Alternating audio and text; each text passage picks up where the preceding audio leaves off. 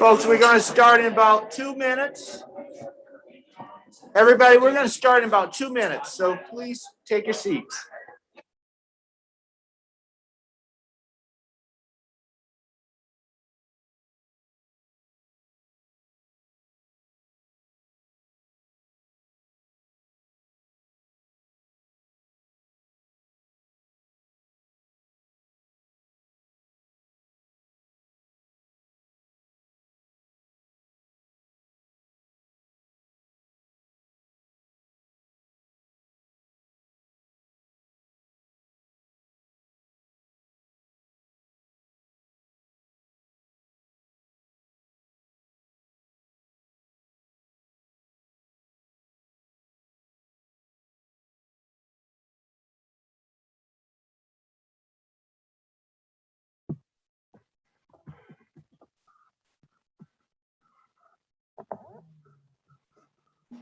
Jeannie? Can I start?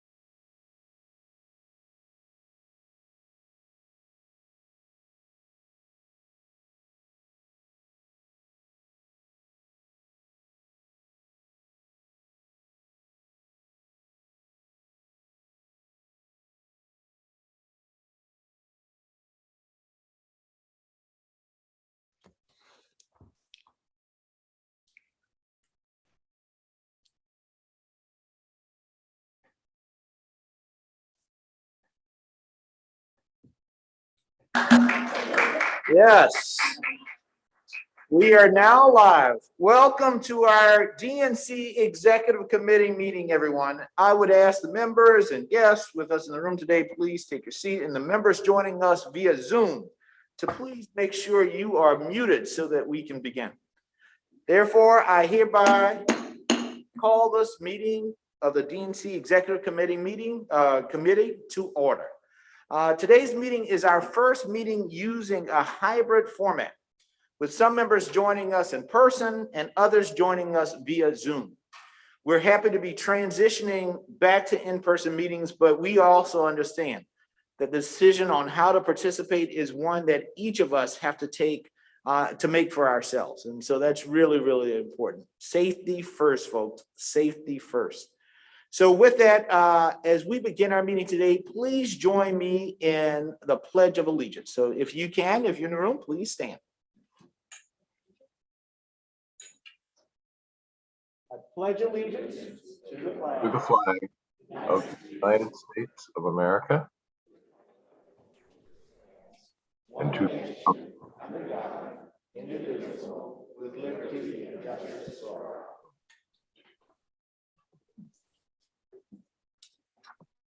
Members, for our invocation and welcome to today, we will hear from AME Bishop Samuel Green.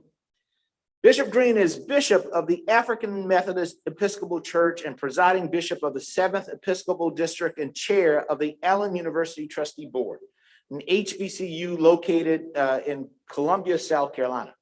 In October, Bishop Green was elected as one of our DNC at-large members. As one of the 21 active elected and consecrated bishops of the African Methodist Episcopal Church, Bishop Green views the church as a proponent of change. His priority is meeting the needs of the community, from housing to job training to educating our youth to confronting injustice everywhere. Bishop Green has a special interest in reaching out to the young people in a way that allows them to express themselves while offering them a refuge within the church and away from negative influences such as gangs. One of his passions is the rejuvenation of the church's young adult and youth ministries. Folks, Bishop Green is a personal friend and a mentor, a spiritual mentor to me and Congressman Clyburn and so many of us. So it is indeed my pleasure to welcome my friend, Bishop Samuel Green. Bishop Green. Thank you, Chair Harrison, and to all of you, I greet you in the joy of this season. And as we prepare to offer the invocation, I ask you to take a moment to center in whatever fashion or manner in which you choose to center in. And while you are centering, remember for 2 centuries, the promise of America has been that this country would empower its people to seek after new heights.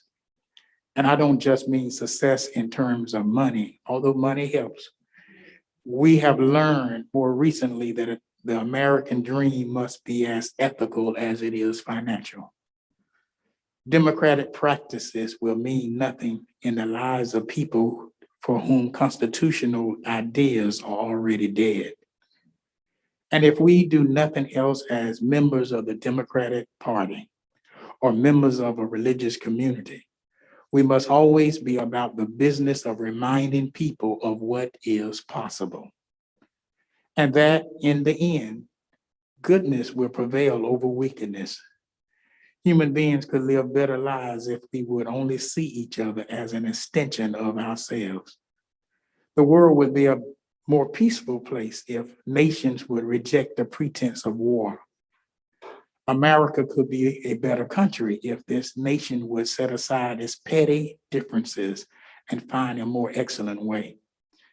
This pandemic would be, should be, could be over if people would stop lying about vaccines and science. This would be an even greater nation if we would put down bigotry and hatred. If Republicans were more concerned about principles as much as they are about power, we would still have a 2-party system in America. If we saw each other as citizens and not just partisans, this nation would be as good as its promise.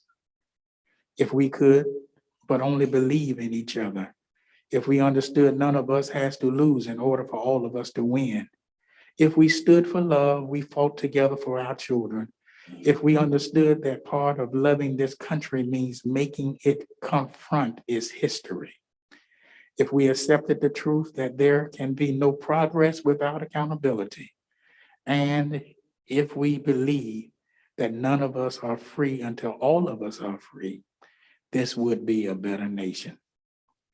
Let us pray. Today, as we bow our heads, we lift our hearts to a power and a wisdom that is greater than our own. We mortal creatures beseech you your enduring guidance and mercy. We stretch our hands to thee. We lean into the light, and with trembling fingers, we dare to touch the grace of God. Be with us today, deliver us from evil, and lead us not into temptation. We pray that you would bless the great work of this party.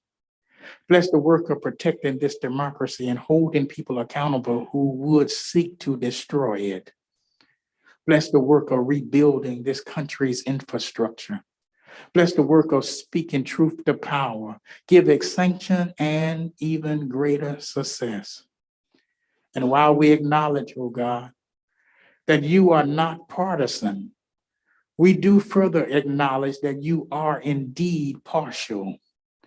You are partial to justice. You are partial to equality. You are partial to possibilities. You are partial to love. God, you have never been neutral. You stand on the side of the oppressed. You come to the aid of the defenseless and vulnerable. You raise up men and women who would dare to be drum majors for justice and those who sing songs in the night. You raised up Martin King and Bobby Kennedy, Eleanor Roosevelt, and Barbara Jordan. And you are still raising up a new generation of leaders. These are they who speak to the better angels of our nation. These are they who summon us forward. Today, we thank you for the courage of everyday people. We thank you for the resilience of the American proposition that ordinary people can still govern themselves. And so, for all who still believe that truth crushed down to the earth will rise again, we thank you. For all who fight for voting rights and the self-determination of women, we thank you. For all who seek to end hunger among children, we thank you. Bless these, your people. Bless boldly this gathering. Give us courage with bravery. Give us courage even when bravery falters. Give us hope when optimism stumbles. Give us wisdom when knowledge is not enough. It is in your name we pray. Amen. Amen. Folks, you have just experienced what we get to experience here in South Carolina all the time. Every time I'm in the presence of Bishop Green, he fills my cup. Thank you, Bishop. Thank you so much for your guidance. Thank you for being a mentor to me. Thank you for your spiritual leadership for each and every one of us. And thank you for now being a member of the Democratic National Committee. We are really, really happy to have you as a part of this body. Thank you again. Now I want to introduce our DNC Secretary, Jason Ray, and to have him report on the status of our quorum and to explain how today's meeting will work as far as seeking recognition to speak, asking questions, or making a motion, and how we will vote. Jason and his team have been instrumental in arranging for today's hybrid meeting, figuring out how to conduct business when members are both in person and remote. And this is, let me tell you, quite an undertaking. I'm grateful to Jason and to everyone, Jeannie and the team at the Secretary's office, and also our PADS division at the DNC. I'm grateful to all of them for today's meeting and to make sure it runs as smoothly as possible. Please join me in welcoming our great secretary, Jason Ray. Well, thank you so much, Mr. Chair, and good morning, Democrats. It is great to be with all of you today here. I wish I could be downstairs in the ballroom with you all, but it's great to be able to see so many faces online today. And I want to start by just thanking our members for their patience today as we go through this meeting.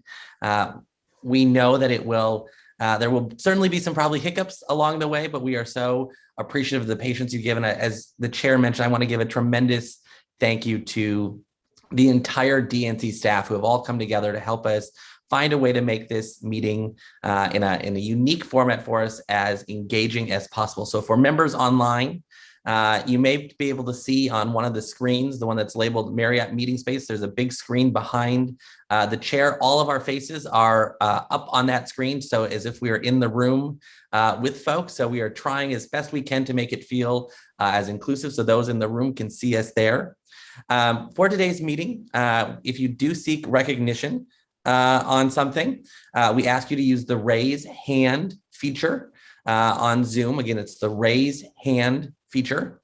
That will be how we will recognize individuals. For those in the room, obviously, you'll actually raise your hand. Those online, it's the raise hand feature. We will work there's a few different presentations that will have Q&A built into them. It's 10 minutes that have been built in for questions and answers following these presentations. How we plan on doing this is alternating questions between those in the room and those online. So we'll go back and forth between those in the room and those online, as we're about 50-50 today in that. We do ask that when it is time and you are recognized by the chair for a question, please do state your name so that those in the room can see, and those who are in the room, those online, can know who is speaking. Again, as the chair mentioned, please also, for those online, do mute yourself when you are not talking. We encourage you to be on camera and be as participatory as possible this morning. But with that, Mr. Chair, I am pleased to report, looking based both on the number of folks in the room and the number of folks we have joining us online today, we absolutely, Mr. Chair, have a quorum for today's meeting. Thank you so much, Mr. Secretary. Really appreciate that. Thank you also for that excellent overview of how our hybrid meeting will work today. I also want to recognize and thank our parliamentarian, Helen McFadden, who is with us today. And we also have several of our DNC officers that are here with us in person. And we have Chris Corge, our DNC Finance Chair. We have Congressman Philemon Vela, who is our Vice Chair as well. And we have our vice chair and the president of the ASDC, Ken Martin, who is also here with us. Online, in terms of our officers, we have Virginia McGregor, who is our treasurer. And are we joined by any of our other officers online, Mr. Secretary? We are not at the moment that I can see, Okay. Mr. Chair. Okay, thank you.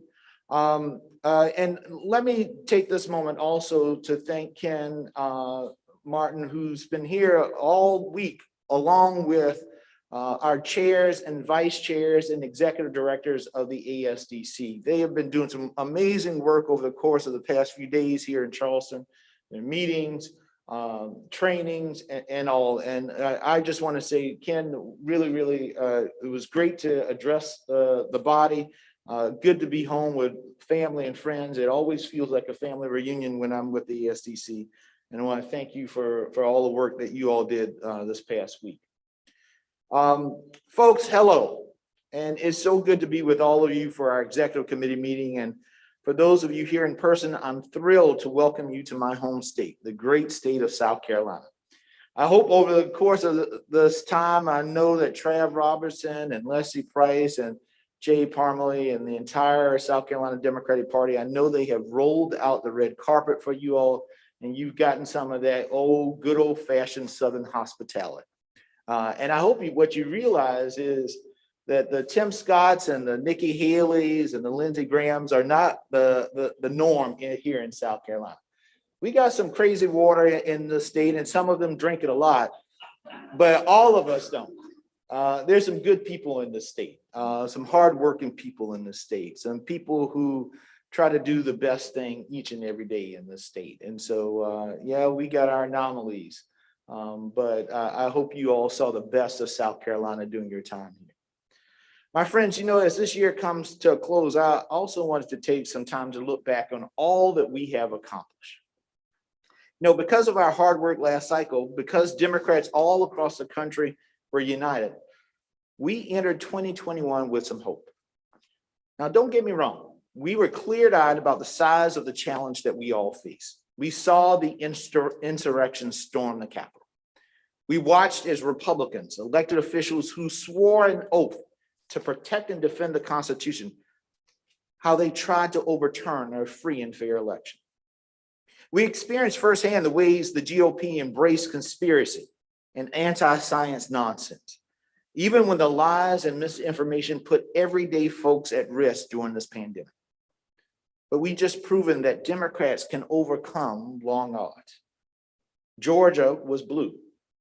We had majorities in the House and the Senate. And we just successfully mobilized a diverse coalition of Americans to send Joe Biden to the White House and make Kamala Harris the first Black woman vice president. We had plenty to be hopeful about. But we didn't just sit around hoping all year long.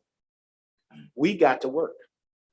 Bishop, I learned faith without works is dead. In South Carolina, our motto is, while I breathe, I hope. But if there's one thing that I've learned, it's that hope without action doesn't get you very far. And that's why in less than 100 days, Democrats delivered the American Rescue Plan. And why in 10 months, we delivered the Bipartisan Infrastructure Investment and Jobs Act. For far too long, my friends, people in this country have been asking their elected officials to bring down costs, to invest in their communities, to take on pressing challenges like climate change. For too long, they watched their everyday needs go unaddressed. And I'm excited about these bills because they get real results. These bills are a big deal because they address the everyday needs of Americans across the country. My grandma likes to tell me, she says, Jamie, people aren't looking for a handout. They're just looking for a hand up. These bills give millions of Americans a hand up. And that's why they matter. But we still got a lot of work to do, folks. And we won't accomplish any of it if Kevin McCarthy has the speaker's gavel, and if Mitch McConnell is the majority leader in the United States Senate. We won't be able to deliver if we lose seats at the state and local level. And I don't have to tell you all that because you know this. The forces that incited an insurrection, the rot inside of the GOP that made some members of that party ready to subvert our democracy. These things have only gotten worse over the past few weeks and months. And that's why, since I became chair, I've been laser focused on 2022. I've met with hundreds of Democratic groups, committees, and organizations. I've made hundreds of fundraising calls. Actually, I think it's in the thousands now. I've crisscrossed the nation talking to the media, elected officials, organizers, and everyday folks. My team has mobilized tens of millions of dollars in strategic investments to make sure Democrats at every level have the support they need. From California to South Carolina, from New York City to the heart of Indian country, to our Democrats abroad and in their territories. In 2022, we're going to do even more. I'm going to make more calls. I'm going to do more events. I'm going to get out on the road even more. The DNC is going to double down on our investments. We're going to engage grassroots supporters even more. We're going to raise even more because we got two options, folks. Either we win and save our democracy, or we hand the keys to our democracy over to folks who cannot wait to drive it off a cliff.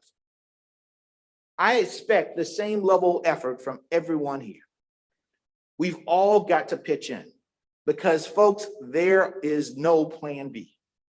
If we don't work together, the Republicans win. If we don't grow our base, the Republicans win. If we waste our time on personal agendas and petty disagreements, the Republicans win. And if they win, our democracy and the American people will fail. They will suffer. And that is no hyperbole. My friends, you don't need to wait for my permission to take action. Take initiative and know that the DNC will have your back. We are willing and ready to use our resources to amplify your work. And as we enter 2021, the DNC will be relying on all of you to help us sharpen our message and increase our capacity. If you want to compete on which coalition can register more voters, which organization can make more calls, which team can recruit more grassroots support. That's how we win. By using all of our time and our energy to support our fellow Democrats, to frame our opposition for the threat that they are, and ensure that every American knows that Democrats deliver. That's what this D stands for, that we deliver. And I'm so proud to be a part of this team. And I'm confident that if we do these things, it doesn't matter what the pundits say. Folks, we can make our own history in 2022. And I want to thank you again for everything that you all do for the Democratic Party. And I'm going to go back to what I said about South Carolina's motto. While I breathe, I hope. Republicans have become the party of fear and fascism. Fear is all they have. They scare people to the polls. But as Democrats, we win when we are hopeful. We win when we are aspirational. That is the emotion that fuels the Democratic engine. While I breathe, I hope. Our mission, folks, our mission between now and November is to bring hope to our communities. And we got to do everything that we can to do that. I often said when I ran for the Senate here, that it's not while I breathe, I hope, but it is while I breathe, I vote, because through the power of our vote, that is how we bring hope into communities that have lost all sight of. That is what we do. So I ask you to have that be your mission, your motto, your charge over the course of the next few months. We got to do everything in our power to make sure that we protect that right to vote and ensure people get the opportunity to do so. So over the course of the next few months, folks, get out there, get the road. We're going to do bus tours. We're going to do all of these other things, and we'll do it in a COVID-safe manner. But we got to touch the people. We got to inspire the people, and we got to let them know. Like when your grandma touches your knee and said, baby, it's going to be okay. That's what we have to let the people know all across this country. It's going to be okay because we're working and we're fighting for you. We see you, we hear you, we value you, and we will fight for you. That is the Democratic Party. And that's why I'm so, Bishop's still here, so proud.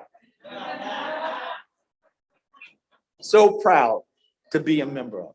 So thank you all for all of the work that you do. And I'm looking forward to coming and to visit all across this country, to visit you as we get the people out into the polls. So thank you all again for being here. Now, among the many things that we have to be thankful for this year is the tireless work of what I call my financial dynamic duo. And that is our National Finance Chair, Chris Corge, and our Treasurer, Virginia McGregor. I meet with Virginia and Chris every week as we go over money in, money out, and the things that we have to do. And I've asked them to provide an update for us today about the DNC's financial status. So Chris, we're happy to have you here with us in Virginia. I know that you couldn't be here in person because you got some other great things going on in your life today, and I'm so happy for you. But Chris, do you want to go first, and then we can hear from Virginia? Thank you, Mr. Chairman. And the weekly calls are always great because Jamie says, can you get just one more dollar? Could you please turn your mic on so that Zoom can hear you? Oh, sorry. Sorry about that. So first of all, I want to thank everyone also for coming today and say that what we're doing is just such incredible work. And I look at this, putting aside every important program that we all believe in and are fighting for, but we're fighting for our democracy. And that's why I'm here. And I'm sure many of you are here today and working so hard and part of the team. So let me give you a quick report. This year in major donor contributions, we have raised approximately $33 million, dollars. And in the last 10 months of the year, about 3.2 million of that. Obviously, the first two, the inauguration month and the month after, is much slower.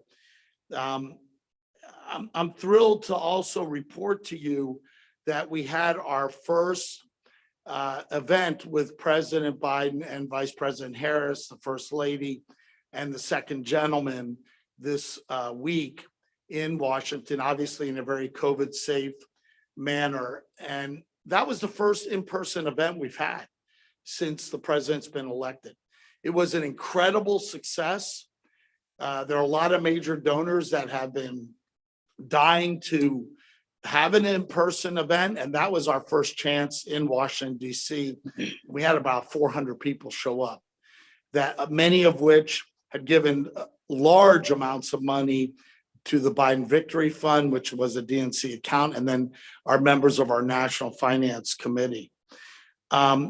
And we've been able to raise all this money with, prior to that, virtually, we had virtually 3 events between the president and vice president. That's all we've been able to do. And quite frankly, we need the president and vice president to be handling the most challenging job, probably one of the most challenging times for any president in the history of our country. So we're very thrilled with our results. And to further explain what that really means, that kind of money, we have beaten the record that was the first year when President Obama was elected. The DNC raised a major donor money. We've already surpassed that, which is a major accomplishment.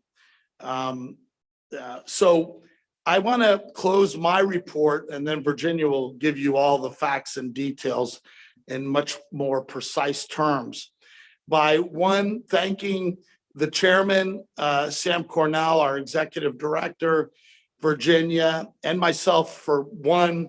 I don't want to thank myself, but I want to say that all of us have been on the road meeting where we can in a safe way with donors. And I want to thank our deputy national finance chairs who have also been there working hard. I've been doing this for 30 years. And I came back to do this honestly because of Tom Perez and Donald Trump. And I got to tell you, there's a lot of positive energy out there. Raise this kind of money without events and without people being able to come to Washington and do some of the fun and exciting things is a real statement. So we need to charge ahead. We can do this. We should be able to raise twice this amount of money this year. We're going into the election year. And so with everyone in this room's help too, fundraising and contributions to the DNC is an obligation of every member of the executive committee. So I ask each and every one of you to help us, join us in raising major donor money and help us move forward so that we do have the necessary funds to build the greatest infrastructure in the history of our party. So thank you all very much. And I look forward to working with you in the next year. Thank you for that report, Chris. Virginia? Yep. Good morning. I'm so happy to be with this group today, and I'm honored to be your treasurer. I'm sorry not to be with you in person today, but I want to thank Jason Ray and his team for bringing us all together and Ken Martin for his leadership. My role at the DNC exists between the critical work that Jamie Harrison and Chris Korg do. Jamie and Sam define our strategies, and Chris oversees the raising of money to fund our operations. And I, along with our terrific CFO, Joe Smolskis, and his team, keep the pipeline moving, making sure our bills are paid and our contracts are in order. We're laser focused on our investments and our spending so that we support the initiatives we couldn't have built without every single one of you on this call. So let's get right into our spending overview and highlights. The DNC is uniquely positioned to help build infrastructure and make early investments in the upcoming elections. As all of you know, campaigns historically struggle leading up to Election Day to build out organizing, technology, data analytics, voter protection, and coalition engagement efforts. To combat that, we've announced record early investments to help elect Democratic candidates up and down the ballot and across the country. As Jamie just said, we're going to double down on our investments. So here are some examples. The $25 million I Will Vote initiative recently announced by Vice President Harris, which will expand our voting rights work.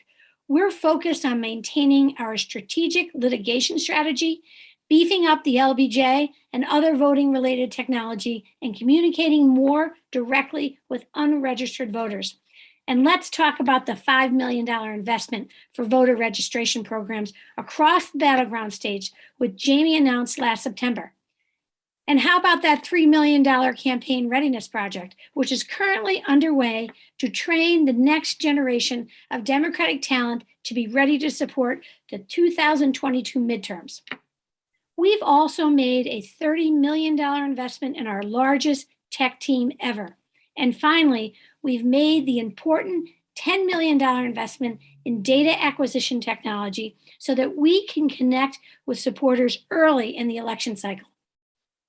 Now let's talk about state party support, which is one of the areas we are most focused on.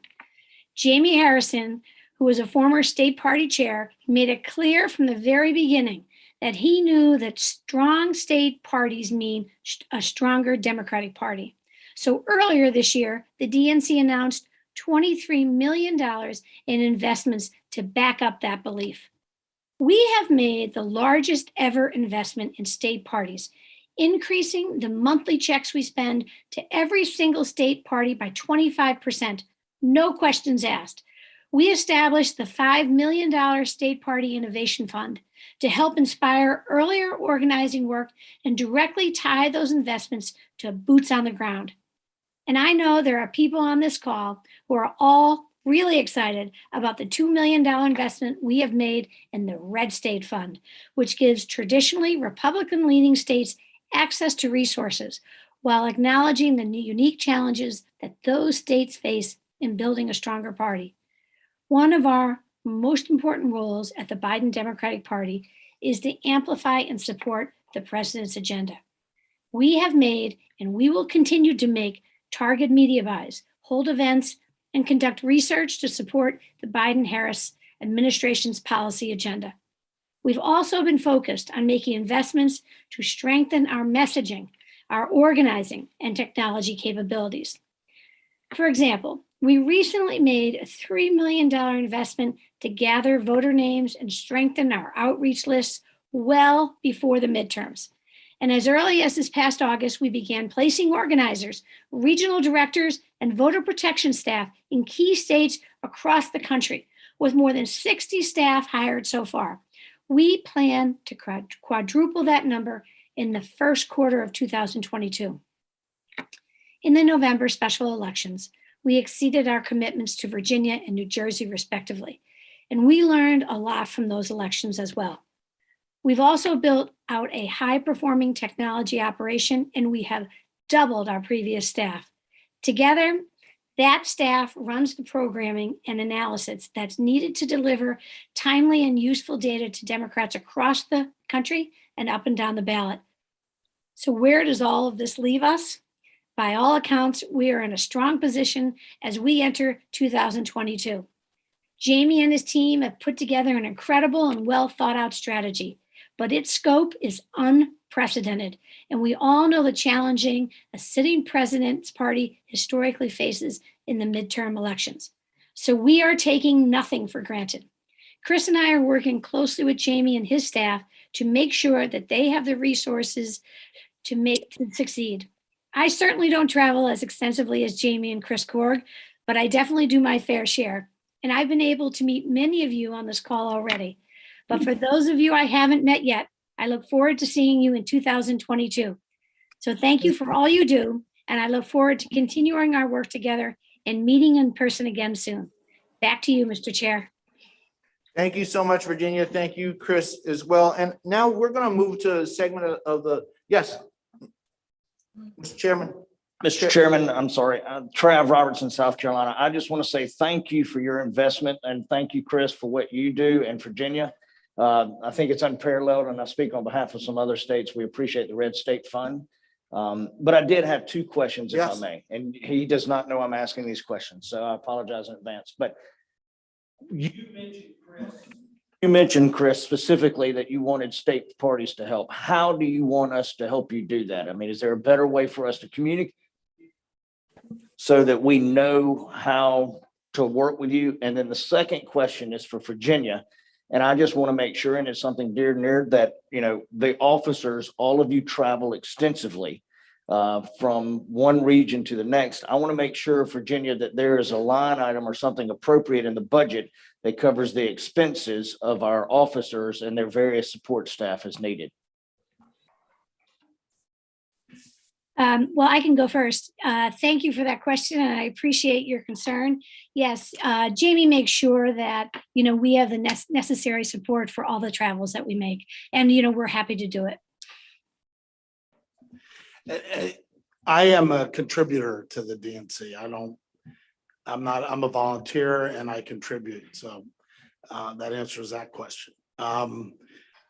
As it relates to how you can be helpful, you know, first of all, I realize that every state party has to raise their own funds. So you got to take care of your own, you know, your own fundraising efforts. But there are many times in states where there may be individuals that just, you know, don't want to give to the state party and would be willing to give to the national party. And you identifying those individuals and passing it on to our finance team and to me or Virginia or whoever, or the chairman. But, you know, we have professional staff that will put them on, you know, our radar, and then we can reach out to them, meet with them virtually first, et cetera, et cetera. So whatever you can do to help identify people, because I know from being involved with state parties, you know, a long time ago, that there are some people that just don't want to give to the state party. Okay. And that's where you can be helpful to us. I would also add, and I know we got a few more questions also. I would also add that it shouldn't be a one-way street either. I want to listen, we understand that you all need resources and fundraising. And so if we could work together to partner on some initiatives and efforts, if you've identified some sources of money, and I think if there's a deal to be had, I'm one to want to work with you all to figure that out. Particularly if they're not even on our radar, right? So we can work with you and your teams to figure out the best way forward. Chairwoman Lee, and then. Thank you, Chair Harrison, and thank you, Finance Chair and Treasurer, for the report. First, to back up Trav on the state parties, we certainly do want to be partners with the DNC, and a lot of us do have major donors in the state that we know of that aren't necessarily interested in funding state parties, but would be willing to give to the DNC. So I do think if we could put a concrete plan in place, working through our ASDC staff that are also in the building with the DNC folks, and create a calendar so the DNC can come in and do a donor briefing. The state party chair can give a briefing on our state party goals, and we can raise more money at the state level. So I'm absolutely willing to volunteer my time to help make that happen. So just wanted to make that clear. My second is a request. At the next DNC Executive Committee, I would like to see a detailed report on how much money went to state parties in 2021 and what the specific budget is for 2022. Thank you. Madam Chair. Thank you so much, Mr. Chair, and many thanks to our finance chair and our treasurer as well. I want to echo the report as well. I think for all of us as a state party chair, me from Washington, my executive committee expects me to give them some detailed numbers when we meet. So that would be incredibly helpful, especially for those of us working with state parties. I want to also echo we all do better when we all do better, and fundraising together really helps. I know in Washington State, for example, our CTO from the DNC was just out working with our donors. It was an event I was able to go to. I think we all did well because we were there. Chris, for you and your team, I'd love to get that commitment that state parties will know when you guys are coming in, or when anybody's coming in to our states, so that we don't hear it from our donors first. It can be a little embarrassing when that happens, or a little frustrating, and that we don't need to be on meetings with people who don't want to talk to state parties, but just know we might know things about these folks that even your best prospecting folks do not know on how to get to them. And with 2022 coming up, I just want to put a plug in for all of us working better and smarter together. Thank you for that. Mr. Chairman, if I may, I think one, that's a very important point that, and I've heard that from Ken, that it would be important when we come into the state for the state party to know that we come in. That's number one. Number two, I'm going to say this, and I've told Ken this. I am willing to travel, and that's part of my job really, is traveling a lot and making calls. So I'm willing to come and do things. And if it can help the state party and the DNC, obviously my job is to raise money for the DNC. But if we can do that together, I'm willing to do it. If it's productive, it's got to, obviously the utility of the time and going there has to produce results. But if it's productive, I'm willing to do that. Just reach out through the staff, and I'm certainly willing to do whatever I can to be helpful. Thank you, Chris. Artie. Thank you, Mr. Chairman. Artie Blanco, Nevada. And Chris and Virginia, thank you so much for your report. I just would be remiss if we didn't actually make a pitch at every meeting that we have a DNC membership, and there are many of members that do donate on a regular basis. And some of our DNC members can't afford sometimes those level of checks.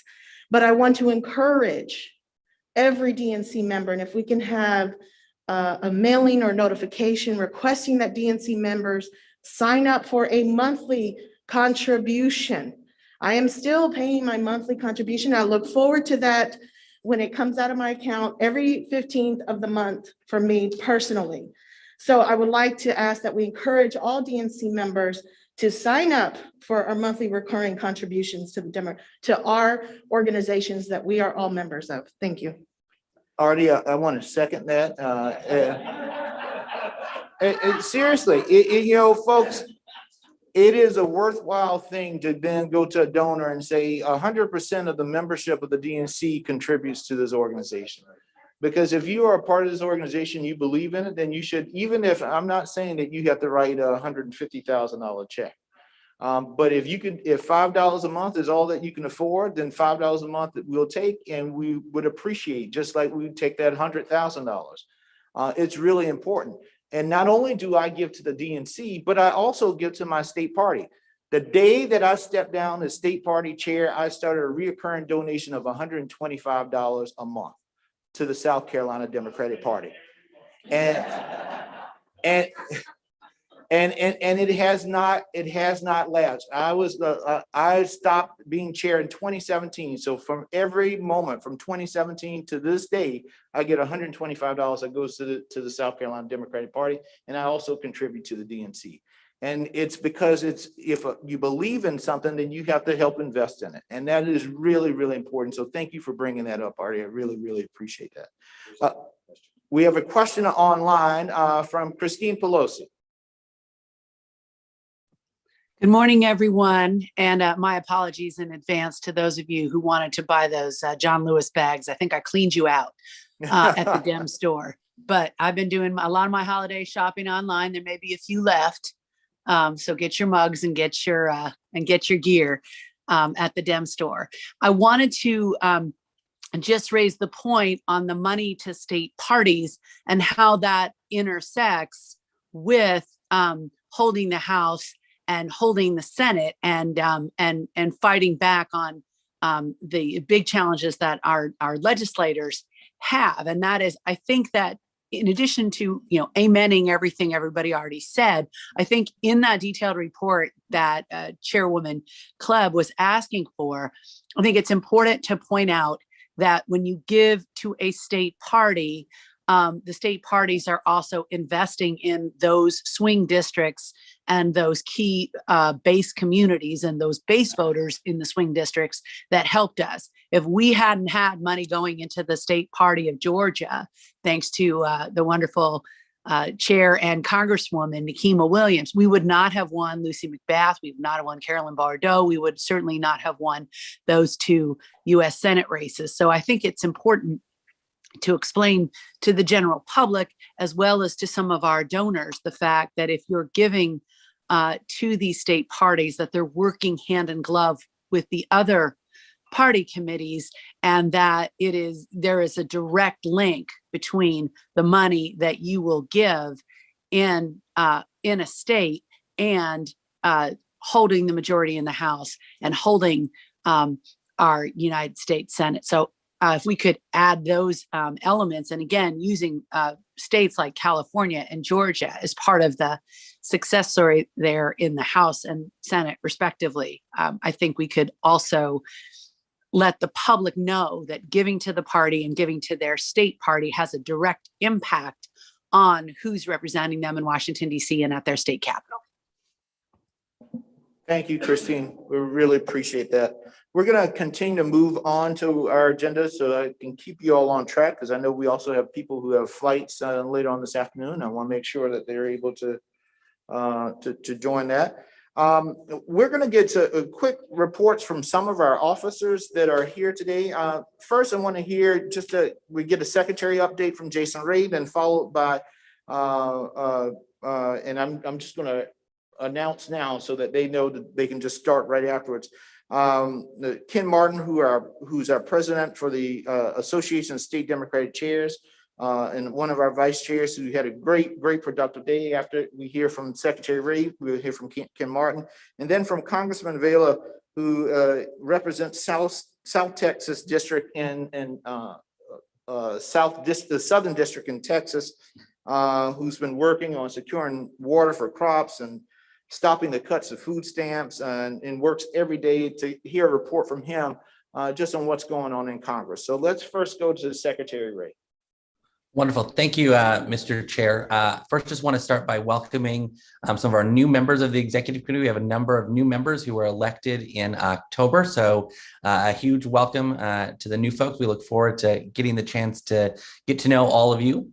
But most importantly, Mr. Chair, we're excited to report to the executive committee today that we have scheduled our first full DNC membership meeting for 2020. We'll be in person in Washington, D.C., March 10th to the 12th. Again, that's March 10th to the 12th, 2022.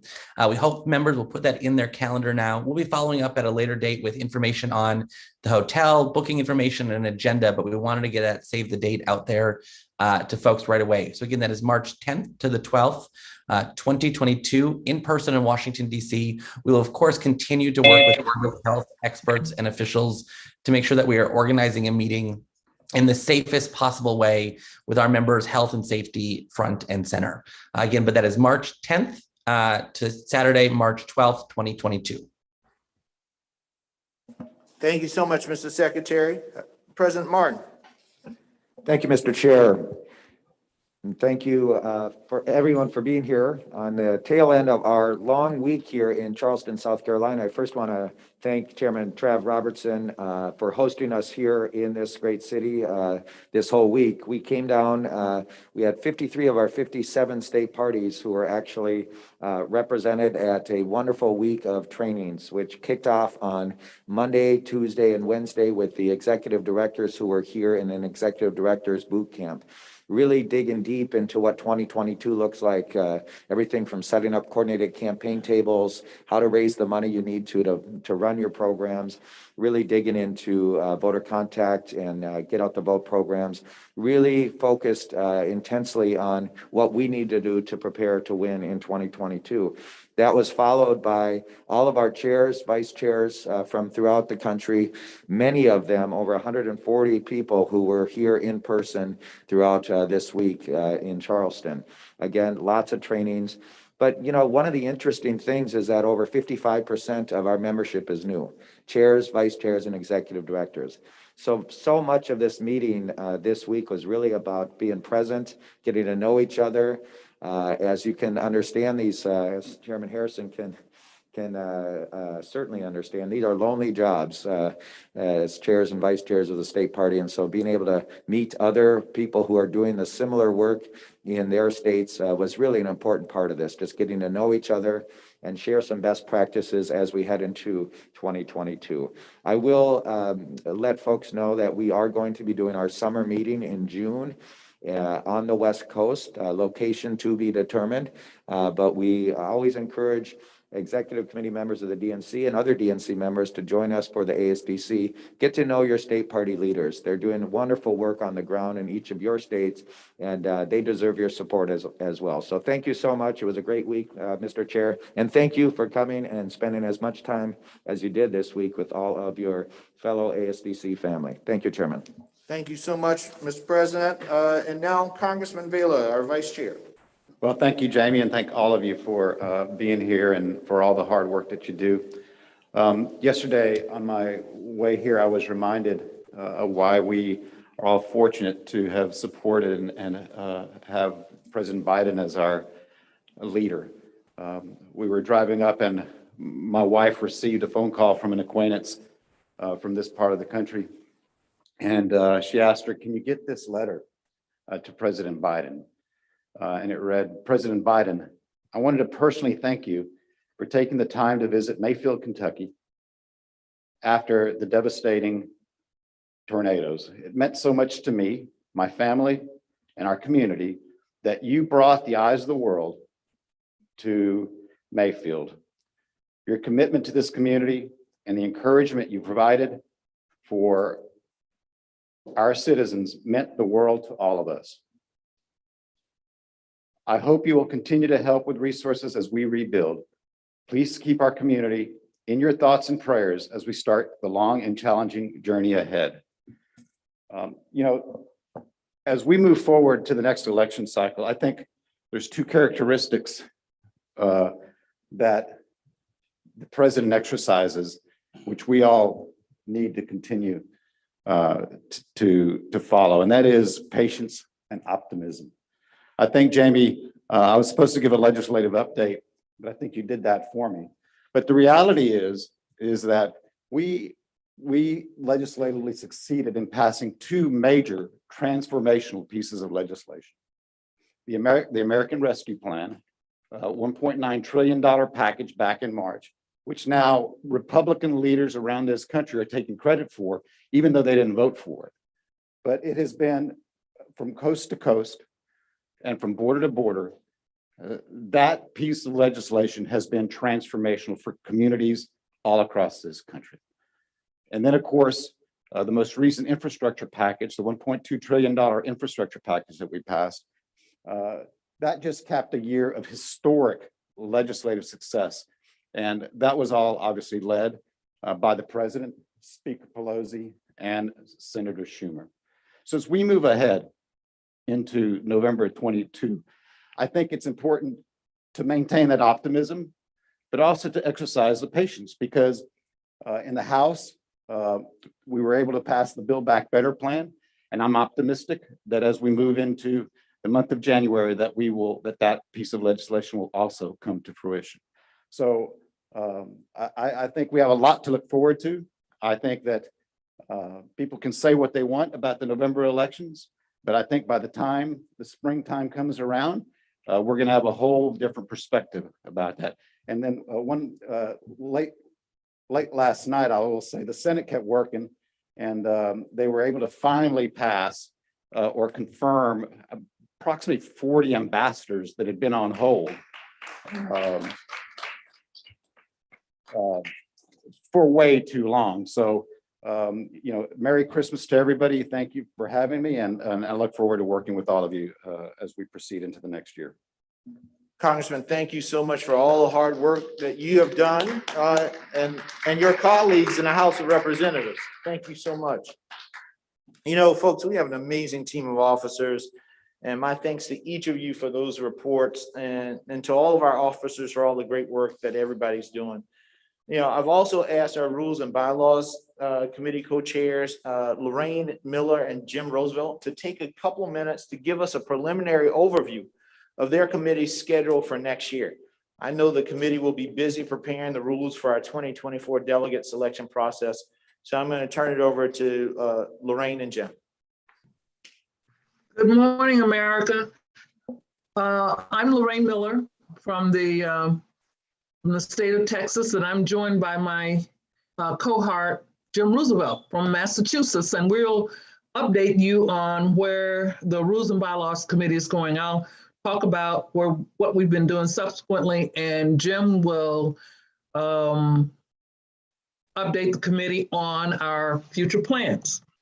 This year, as with every presidential nominating cycle, the Rules and Bylaws Committee took time to review the elements of the last nominating process to determine what worked well and to identify the areas where changes may be needed to improve the process going forward.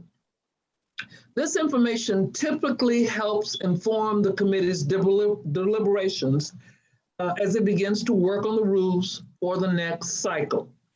As you may recall, at the 2020 Democratic National Convention, delegates approved a unity resolution that called on the Rules and Bylaws Committee to conduct a comprehensive and structured review of the presidential nominating reforms adopted by the DNC for the 2020 cycle, to evaluate where even further reforms are needed while maintaining the advances that have been made. So in May, the committee looked at the reforms made to the 2020 rules concerning government-run primaries and how those reforms provided for expanded voter turnout. In July, the Rules and Bylaws Committee reviewed the reforms related to caucuses and automatic delegates. Members considered how the reforms made the process more accessible and transparent, while fulfilling the requirements of the 2016 Unity Commission's mandates. including empowering rank and file Democrats and strengthening and unifying the Democratic Party in the lead up to the general election. Along with the committee's deliberations about the 2020 reforms, the Rules and Bylaws Committee also heard from DNC members and the public who shared their thoughts and ideas on reforms through a survey that was posted on the DNC website. A lot of you participated in that survey. In conducting our review, we were clear that our conversations would not get into the writing of rules for the 2024 presidential nominating process, as that was our next committee's responsibility. Now, Jim will update you on how we're going forward. Jim? Thank you, Lorraine, and good morning, everybody. Good morning, Chair Harrison, and all the members of the Executive Committee. With the appointment of the new Rules and Bylaws Committee at the October DNC meeting, we are now ready to begin work on the rules for the 2024 process. We are working with the Party Affairs staff right now, and we want to welcome Rob Engel as our new lead staff person for Party Affairs. And we're working with Rob and the staff to plan for an orientation call with the new RBC members shortly after the start of the new year. Approximately 40% of the members of the committee are new. So we will talk with them about the committee and its responsibilities. On January 29, that's January 29, we will hold our first RBC meeting via Zoom to begin thinking about the rules for 2024. We won't be drafting rules at this meeting, but this will be the first opportunity for members to talk about key areas where we may want to focus our discussions at subsequent meetings. We expect to begin working on the drafting of the rules at our meeting that will be held during the winter DNC meeting. We'll meet again in May or June to finish the rules and draft the call for the convention to make sure we have everything ready to send to the full DNC membership 30 days before the summer meeting that we've just heard about the schedule for. So for adoption at that meeting, that's consistent with the time frame that we have followed the last several cycles. The Rules and Bylaws Committee will finish up the year by adopting the regulations under the delegate selection plan, along with the model plan and checklist, in time to send all of the documents to state parties before the end of the year. I want to acknowledge the hard work of Rick Boylan, who has been our continuity on the staff. And as I said, Rob Engel is on board and rebuilding our Party Affairs staff. So thank you, Mr. Chair. Happy to take any questions you or the members may have.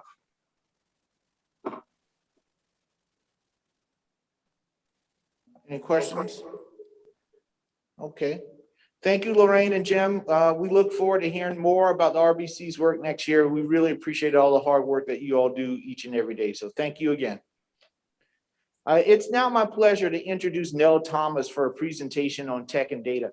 Nell serves as the DNC's Chief Technology Officer. She's served in that role since 2019. Her background is a technology leader in both the tech industry at places like Facebook and ASDC, and in the political space, including the 2016 presidential campaign where she was the Deputy Chief Analytics Officer. The DNC and our state parties know that data and infrastructure and tools are needed for effective, secure, and efficient voter and volunteer outreach, and how we have to build an infrastructure to last. And it's the job of Nell and her team to provide that lasting infrastructure for our party. This year, our total technology investments have topped $20 million. So today, Nell will share updates with us about the work of the DNC tech team. And following her presentation, we'll take a few questions. And I know we're mindful Nell has to leave at noon. So Nell, floor is yours. Thank you very much, Chair Harrison. This is working? Yes. Great. Hi, everyone. I am so honored to be here before all of you, and I'm also incredibly honored to be the Chief Technology Officer for our party. I'm going to share a few updates about our technology and data investments, and again, happy to take some questions. So, Charles, if we can go to the next slide, great. I'm just going to start with our mission, which is on the next slide. So our mission as a team is to provide the shared data and infrastructure that power democratic victories. As you just heard from Chair Harrison, fundamentally what we need to do as a party is talk to voters and connect with them and get our message to them and get them to the polls. And in order to do that, we need to have really good data about who those voters are and the right tools and infrastructure to power that voter contact. So on the next slide, I'm going to talk about the strategy we have to make sure the party has the best of those things. It's a three-pronged approach.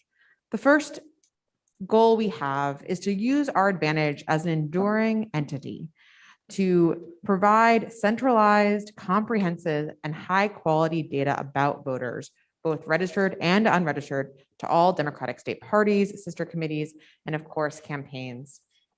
We work hand in hand with the state parties to do this. The construction of the national voter file is absolutely collaborative effort where we rely on staffers on the ground in states who know the most about their state party, state voter file, as well as the voter contact data collected by volunteers and campaigns to ingest that, to match it, to improve the quality, to standardize it, and to share it back out in well-maintained and robust data infrastructure warehouses. And so that's that second thing we do. So first we centralize all of that data, then we fund development and maintain the places that data lives. That includes our brand new state-of-the-art warehouse, Phoenix, which lives in Google's BigQuery, a huge improvement from our prior infrastructure, as well as Van's Vote Builder, which is obviously the tool that so many volunteers are using and state parties are using to directly power that voter contact. I'll say one of the most important things we're doing as a party is making sure maintaining and keeping within our systems all of the ephemeral data that's collected. This is something that no amount of money can solve in the future.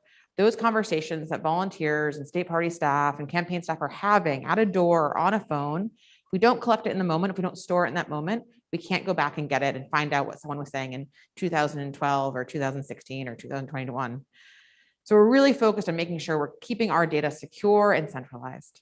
And then finally, our third component of the strategy is to provide shared voter protection and education tools to provide a unified destination for voters. We'll talk a bit more about that.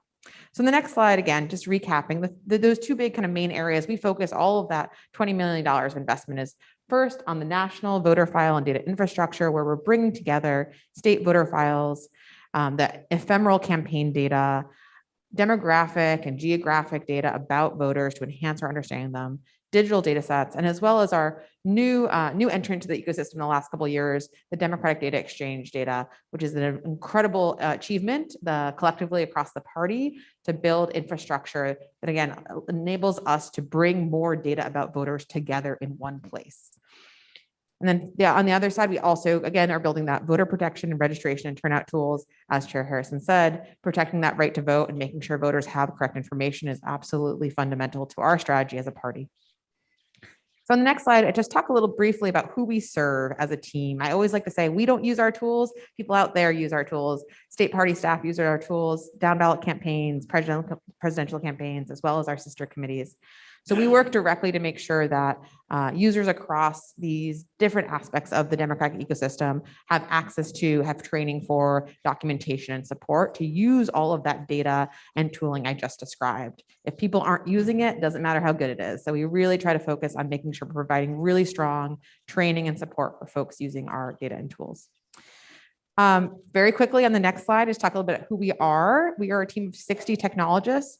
This is the largest the DNC tech team has ever been, even including in presidential cycles. So we have really invested in huge thanks to the DNC's leadership for continuing to fund and invest in this team of engineers, data scientists, analysts, cybersecurity experts, support staff, and IT professionals.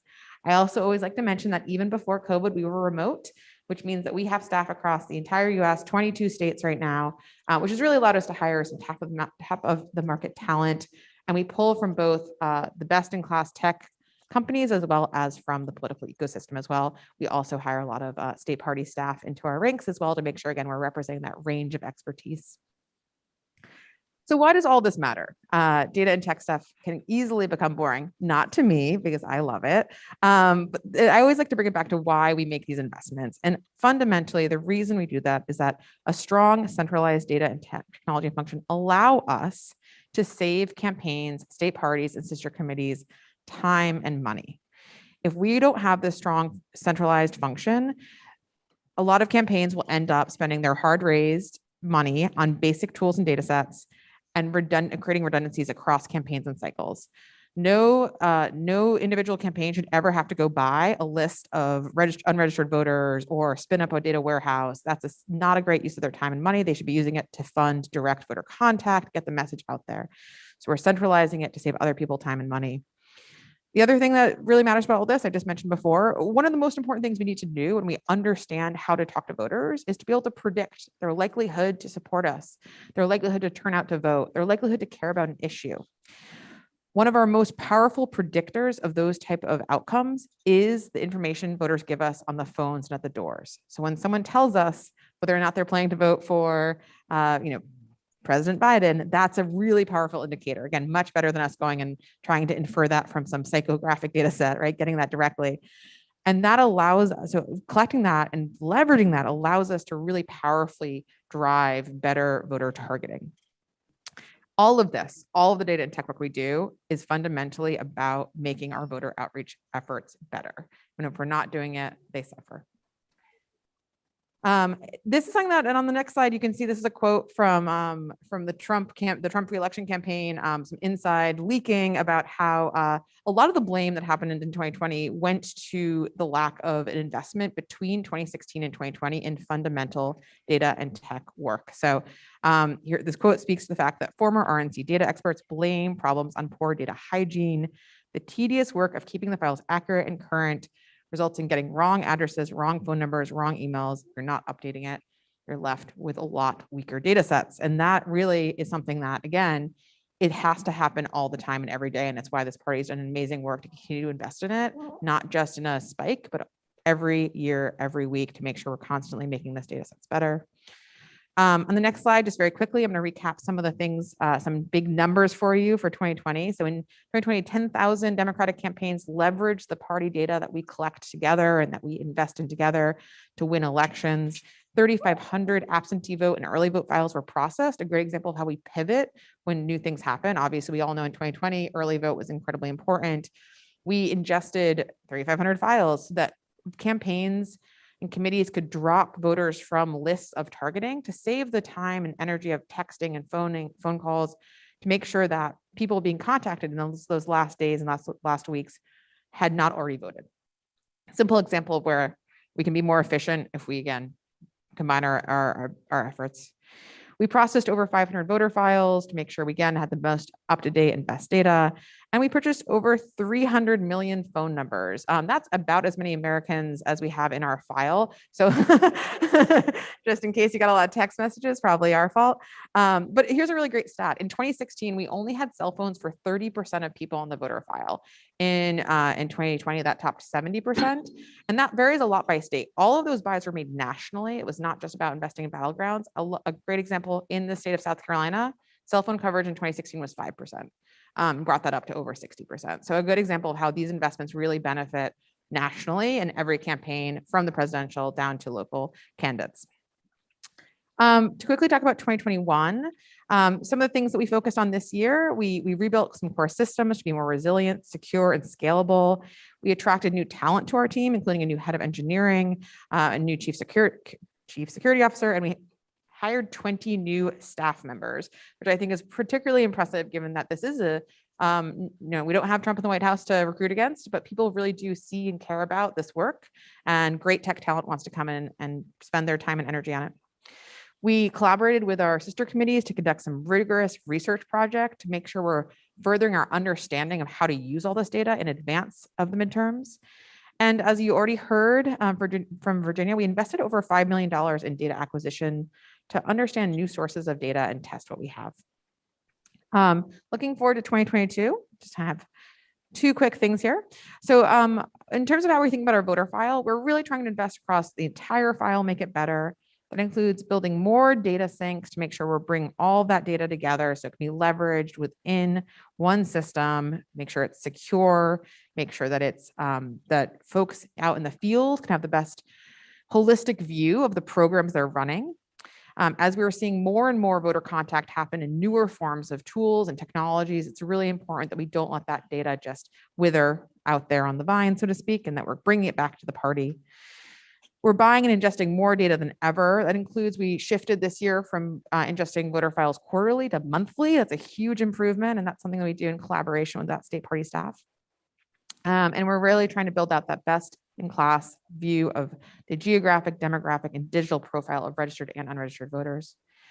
And of course, in 2022, we're laser focused on supporting our sister committees and onboarding more down ballot campaigns to make sure all this is available. And again, at the end of the day, it only matters if folks are using it and it's in people's hands, they're able to have the training and support they need. Then lastly, I'm just going to mention quickly on our last slide, iwillvote.com is our shared destination for voter education, voter registration, and polling place lookup. This was used heavily in 2020. Over 20 million voters got information at iwillvote.com. We expect it to again be the central destination for voters in 2022, and we're investing a lot to make sure that it is as simple to use as possible on your phones. Out there at the doors. It's an easy to remember tagline. There's a great little song that goes along with it. So it's a great place. We continue to make sure that this is some place that we can send all of our voters to get people their ballots in, whether it's by mail, whether it's in drop-off boxes, or whether it's at the polls. So I'm all done with that section. Okay, well, we have questions, and I know President Ken Martin. Mr. Chairman, one of the most important partnerships we have at the DNC is, of course, with the DNC Tech Department. And I just wanted to really say thank you to Nell and her whole team for everything they've done to make this such a seamless partnership, the responsiveness to state parties. The work that they provided has been extremely important, exceptional, and you know, in previous years, in my time as chair here over the last decade, it wasn't done quite as well. And I will tell you that Nell deserves a tremendous amount of credit for rebuilding that really strong partnership with the state parties. As a result, I've never seen our tech staff in the state parties feel as supported, and I've never seen it work as well as it is. And again, leadership starts at the top, and I just wanted to say thank you to you and to Nell for everything you've done to support this great effort. Thank you so much.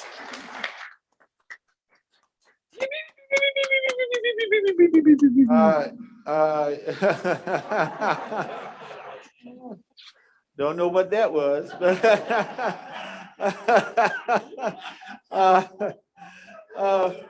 we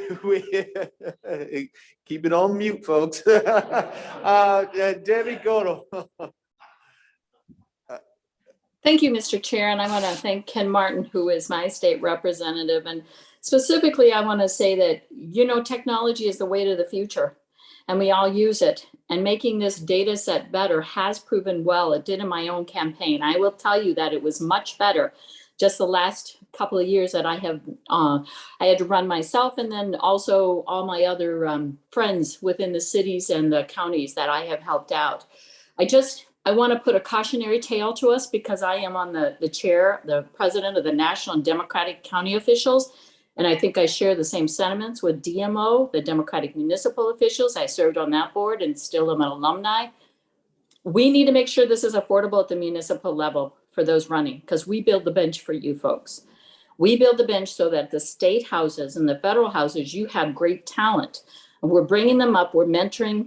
We're all doing this together. We're helping each other out, run great campaigns to put Democrats into these seats. And I flip seats every single season. I am out, whether I'm up or not. I am out there working really hard. I believe in the work we are doing, but I want to make sure that there's access for those at the lower level. And we're doing a lot of great work. We're putting a lot of dollars in here, but if we raise the prices, it will be difficult for our municipal campaigns to succeed. So whatever we can do to look at that, I would appreciate. And I want to again thank you for making this such a wonderful and robust data set for all of us to use. Thank you so much, Debbie. Any other questions? Now, can you also mention just a little more detail on some of the new tools that you've created in voter protection? And maybe Raina was going to talk about that too, but maybe the two of you can. Yeah, absolutely. Happy to. And again, a great example where we're building tooling that fundamentally serves another fantastic team, Raina, you'll hear from, and the voter protection team. So one example I'd love to point to is the voter purge tooling we've built over the last few years. I mentioned earlier that we ingest now monthly voter files from every state. Every time we bring in a new voter file, we automatically compare it to the last version of the voter file, and we detect who's been removed and obviously who's been added. And then we look to see of those people who have removed, which of those are legitimately people who have passed away or moved, and which of those appear to be any sort of systematic purge. And we do that by kind of automatically analyzing it for any trends across race, age, party support. And then we give all of that right back to the voter protection teams at the DNC as well as in states. And the tooling we've built allows you to very easily export the list of folks who have been purged to do voter contact to re-register them. So not only can you use that information to potentially understand if there's reason for litigation or a lawsuit, you can also just do the work of reaching back out to folks who might have been accidentally moved to an inactive list or removed from the voter file altogether. It's a really easy to use tool. It is out in the hands of state parties and committees right now. And it's something that we like to point to as a great example of where this data really comes alive and can be really useful in, again, that direct voter contact. I don't know if you have anything to add, Rena.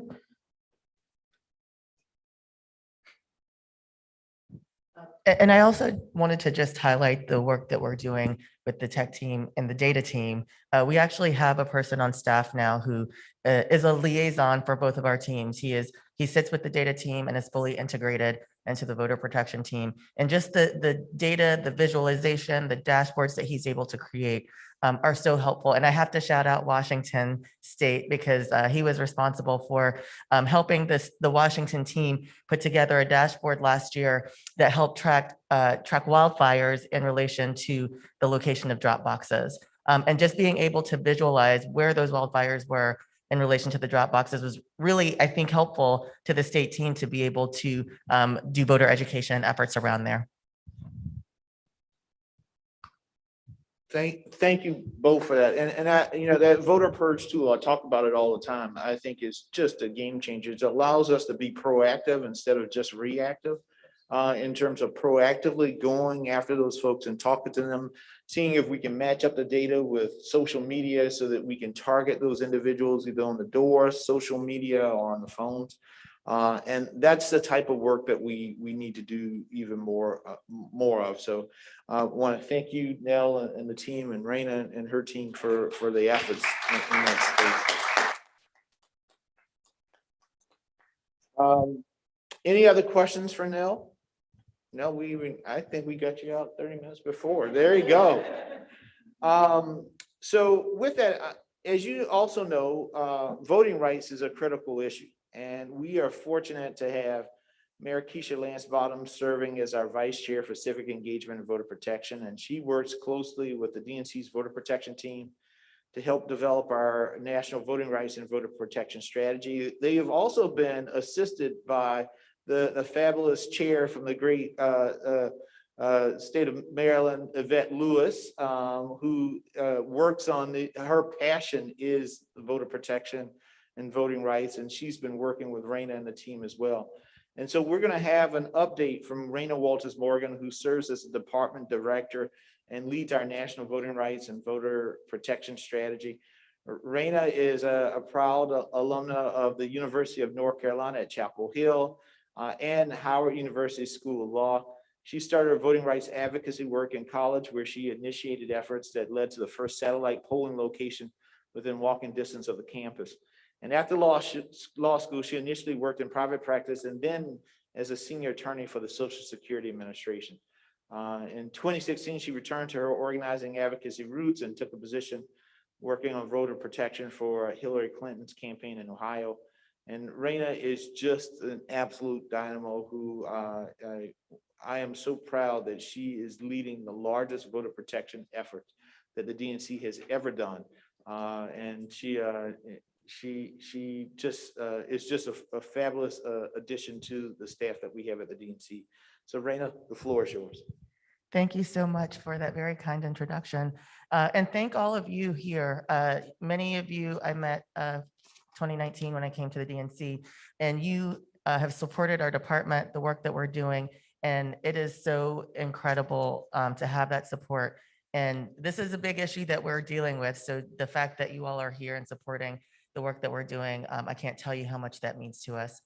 So I'm going to start by just giving an overview of the landscape of 21, some highlights and wins from 20 and 21, a preview of the work that we're going to do for the midterms, and then round out with a brief litigation update. So the 2021 landscape, you've seen the headlines, you know what's happening. There is and has been a coordinated attack on voting rights by the Republicans. It's been well organized, it's been well funded, and we know, you've seen the headlines, over 400 bills introduced in 49 states across the country. 19 states have enacted laws that restrict voting rights. And we're starting to hear phrases like election subversion that, quite frankly, were not things that were on the voter protection wheelhouse 5 years ago. And so we are seeing what's happening. The good thing is that we are preparing, we're building the infrastructure. You've heard us talk about infrastructure so many times. And the reason that infrastructure is important is because we've got to have people on the ground fighting the fight and doing this work at a local level. A lot of what we're seeing is happening at a very local level, school boards, local boards of elections. And so again, having that infrastructure and building the staff is really critical to helping us fight back against the things that we're seeing. Next slide, please. I wanted to give a little bit of a pat on the back for the work that we were able to do nationally at the state and national level in voter protection, and really talk about how that is going to help us, helped us in 21, but also build our strategy for 22. 2020 was the largest voter protection program we'd ever seen. 33 states had voter protection staff. Poll observers during a global pandemic completed over 70,000 volunteer shifts. That's huge. And many of those people were very dedicated and had been doing this work for years and wanted to continue to do that work. Both the National Voter Assistance Hotline and state voter assistance hotlines across the country assisted over 246,000 voters, answering questions from how do I get to my polling location to more in-depth questions that might have required follow-up with local election officials. But having the national hotline as a resource and tools like iwillvote.com as a resource really made the difference in 2020, where people just needed good information because things were changing so rapidly due to COVID. We're going to build on all of that. And as we got into 2021, it was sort of like drinking from a fire hose from January, but we were able to do the work. We supported 12 elections this year. We've increased our national volunteer capacity. Just to give you an idea, when I started at the DNC in 2019, the National Voter Assistance Hotline was coming to my work cell phone. It was very difficult to manage that. But as we grew, we also grew in volunteer capacity. This year in 2021, we've had volunteers at the national level covering over 1,639 hotline shifts. And the average volunteer has completed 12 shifts for us. We actually had one volunteer that completed 250 shifts. These volunteers are dedicated. And what we realize is that we can't just go to our volunteers in October of an election year and then ask them to volunteer. If they're dedicated and they want to do the work, let's get them engaged early. Let's engage our volunteers year round. And so we're doing that at the national level. And I know that many states are building their programs and working on ways to engage their volunteers year round as well. Speaking about state staffing, compared to 2017, we had 0 voter protection staff on the ground at this point in time in 2017. 2019, that number increased to 5. Now we have 11. This slide might say 10, but it's 11 now. And so we are doing the work. We're building the infrastructure, and we're learning from previous years and building on the program to make sure that we're in a good position for success in 2022. Next slide. So to give you a sense of what we're thinking about as we are, preparing for 22, of course, I've said infrastructure a lot. That's what we're focusing on. As the chair mentioned, the DNC's voter protection team is the largest that we've ever had. I can tell you that it's been wonderful having additional people on the team, not just because it helps me, get more sleep at night, but because we're able to help staff the states and do more work in the states with the assistance and help from Chair Lewis in Maryland. We sent a survey out to state parties just to get a sense of, what are your voter protection plans? What are the things that you're thinking of? And one of the biggest complaints that we heard from 2020 was that they felt like we got a late start in putting plans together and working with their teams to develop state plans. And so we're starting that work now. Because we have more staffing capacity at the DNC, we are doing calls with state party teams right now to help build those plans for 22. We are also making strategic plans and investments. We are working across sister committees to do work and to start putting voter protection plans in place.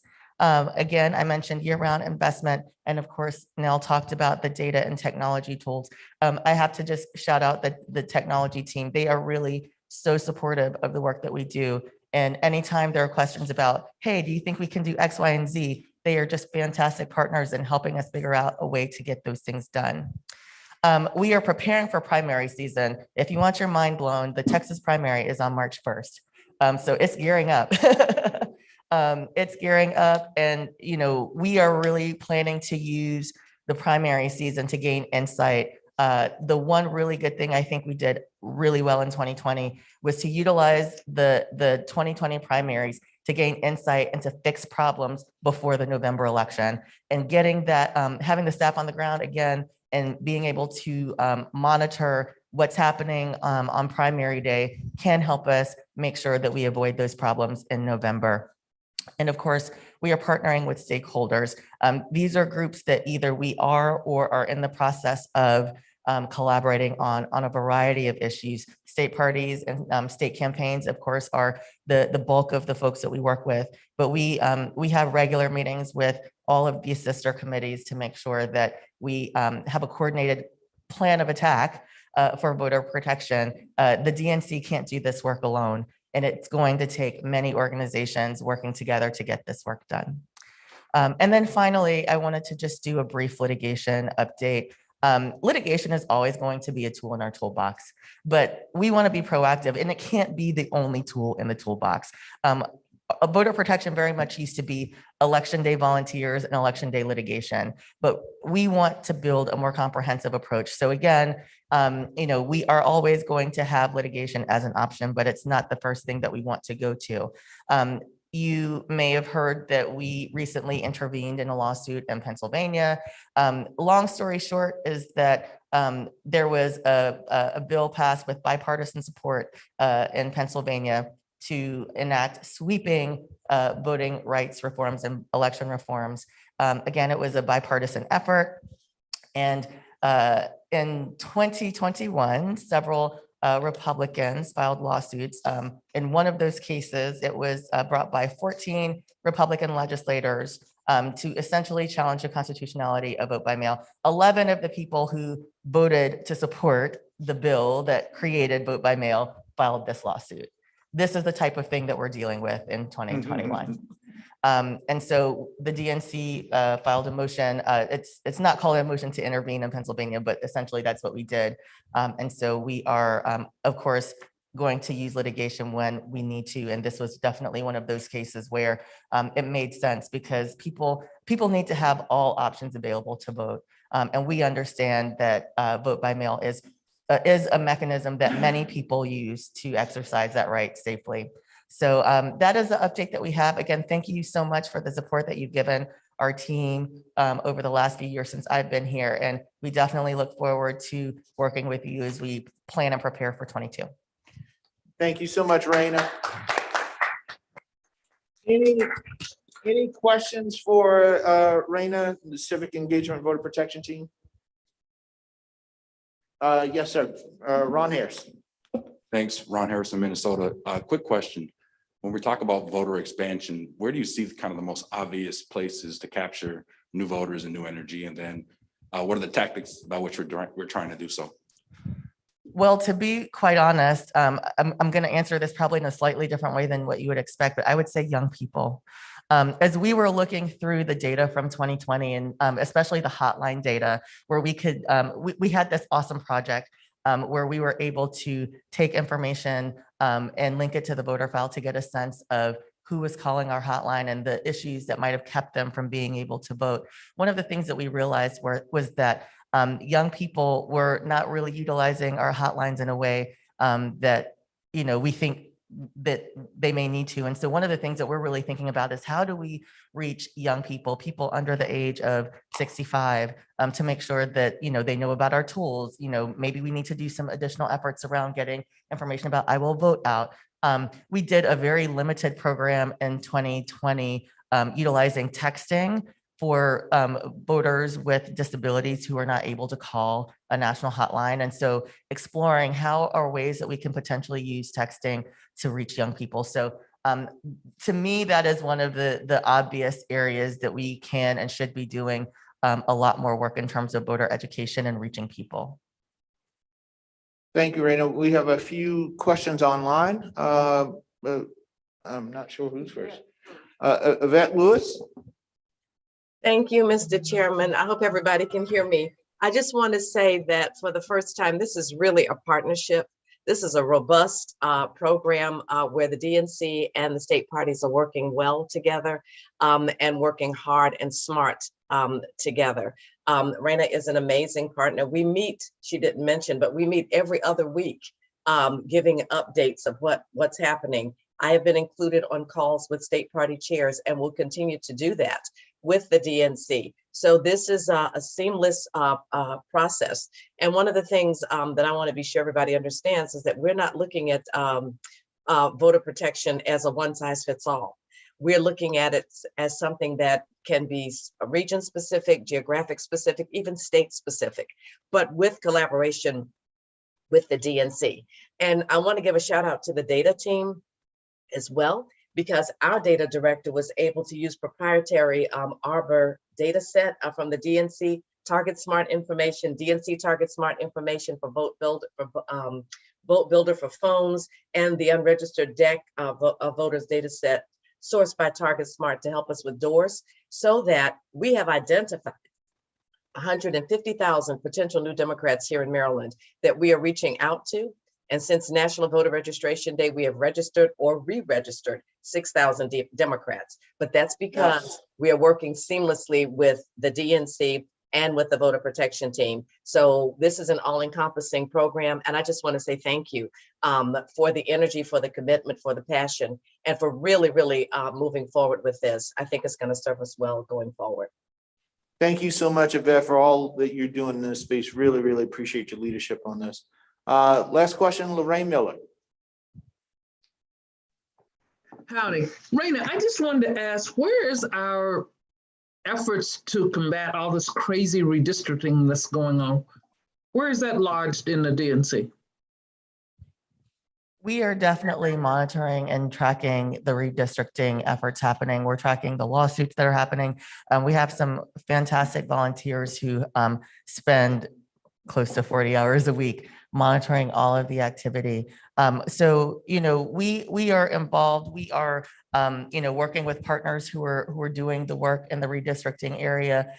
This is, again, something that is happening in every state and sometimes at a very local level. And so making sure that we are supporting efforts on the ground by the folks who are really sort of engaged in all of this work to the best of our capacity. That the way that we engage with states might look different depending on the state, but you know, we're still working through what that looks like. We're working with partners who are doing this work. And, if we are asked to do something else in addition to what we're doing, we are always here to support those efforts. And I would add to that, Ms. Loring, we are at the DNC playing more of a supportive role to the National Democratic Redistricting Committee led by General Holder and the DCCC. They've really taken sort of the lead in terms of the bulk of the work. And we're playing a much more supportive role in that aspect. But we meet with them very often to get the latest updates and to see where the DNC can help fill gaps and holes that they may have and help with some of the relationship aspects. My last conversation with Sean Patrick Maloney, who's the chair of the DCCC on this, is that he feels like, given the landscape, which is not a favorable one for us, we're holding our own in that, and we're holding down some of the, some of the gerrymanders from the Republican states have not been as dramatic as they could have been, and so, but he feels that we're in as good a shape as we could be, given the fact that they control many more legislatures than we currently have, and they have a running tally. Which I can share with you on an individual basis about where we stand in terms of the net plus or minus. But I meet with them fairly often to get the latest on that, and to see where the DNC can be supplemental to the efforts that they're making. Thank you. Thank you. Okay, now we're going to move on to an update on organizing. And, and the reason why we're doing all this, folks, I want you all to get a sense to know what has been happening in the building over the course of the year since we haven't had these things. And that you also know the teams at the DNC that are working on these things, so that you have individuals that you can get in contact with when you want to drill down a little more. And so I just thought it was good for you all to get a sense of all the good work that's happened. The next person is Jose Nunez, who's our deputy political director for organizing, and he is an organizing dynamo. He previously served as the director of digital organizing for the Biden-Harris campaign, and he developed and directed the campaign's national digital and distributed organizing programs. And prior to that, he worked for Organizing Together 2020 on Vice President Harris's primary campaign and at the DNC. And he's just been doing some amazing work. His work was instrumental in the critical elections for New Mexico, the first district New Mexico race, and also the California recall. So with that, Jose, the floor is yours, my friend. Thank you so much, Mr. Chair, and thank you for everybody for being here. I want to just start off with, you can go to the next slide, our team's theory of the case. First and foremost, and what we were just speaking about a little bit earlier, lots of anecdotes about what happened in 2020, and I want to just surface that again before we keep getting into the weeds on organizing. The first thing just to note here, the presidential election is important. Because not only were we organizing during unprecedented times, we were trying to navigate being 100% virtual. That included large investments in digital organizing infrastructure and an emphasis on leveraging distributed models at that time for organizing to scale infrastructure, specifically around volunteer programs, and an emphasis on leveraging those models just to reach out to voters as quickly as we could, especially starting in June of last year. In the process, we built a large Biden-Harris volunteer networking community. I like to say community because that's what it is, something that I believe in as an organizer. We never try to treat our volunteers to be transactional. These are people all across the country that have built relationships over time and want to make the biggest impact that they can in states like yourselves that you're servicing at the state parties and all the programs that are happening on the ground. Now, while 2020 was unprecedented, it required almost 100% virtual organizing, and something that we knew earlier this year as we start to think about the reentry of in-person organizing that we can't lose sight of organizing on the ground, prioritizing communities of color specifically without sacrificing some of those successes that we had and innovations that we implemented in 2020, specifically around that digital infrastructure side. Now that brings us to now, especially in 2021. So you can go to the next slide. What is our value add? First and foremost, in specifically, what are we doing? We provide a home for our Biden-Harris volunteers and supporters and leaders to always have a space to take action with the party. That is twofold. Number one, that we always ensure that they're being plugged in directly into on-the-ground programs when they come to us for questions or support. And number two, the ability to take action directly with our party nationally, ensuring that all of our programs are driven by the prioritization of programs that are happening on the ground in our states. Number two, we continue to develop the digital infrastructure to reach and converse with as many voters as possible. Always remembering, folks, that there are campaigns that are happening online. People talk to each other online, and we always ensure that we have our supporters trained and we're reaching the communities that exist online, not just on the ground, and or both. The third thing is we provide campaigns with critical direct voter contact capacity through phone calls, text messages, around mobilization, persuasion programs, and supporting mobilization of supporters on the ground through web. For example, joebiden.com, democrats.org, and we just talked about I Will Vote. Folks, these are web properties that bring thousands and thousands and thousands of people to our websites per day, and we want to ensure that they are being directed to the right places to make that impact leading into 2022. We also do this through our email lists, our opted-in communications through our text message programs, and even relational organizing. So in practice, we're leveraging our Biden-Harris infrastructure to be able to provide campaigns in upcoming elections, but just in 2021 to give some anecdotes on how this worked. We provided over 1.5 million phone calls, 6.2 million text messages, and this is just from July through November of this year, in addition to mobilizing thousands of volunteer shifts on behalf of campaigns on the ground. And just to call out a few of them, it was the New Mexico 1st Congressional District special election, the Stop the California Republican Recall, local municipal elections in Albuquerque, Virginia and New Jersey coordinated campaigns, and many, many more. And this is something that we want to continue to do. And tying into that theory of the case again, something that we always see is these large mobilization programs, and then it goes away, right? And the state parties are the infrastructure that creates the sustainability factor.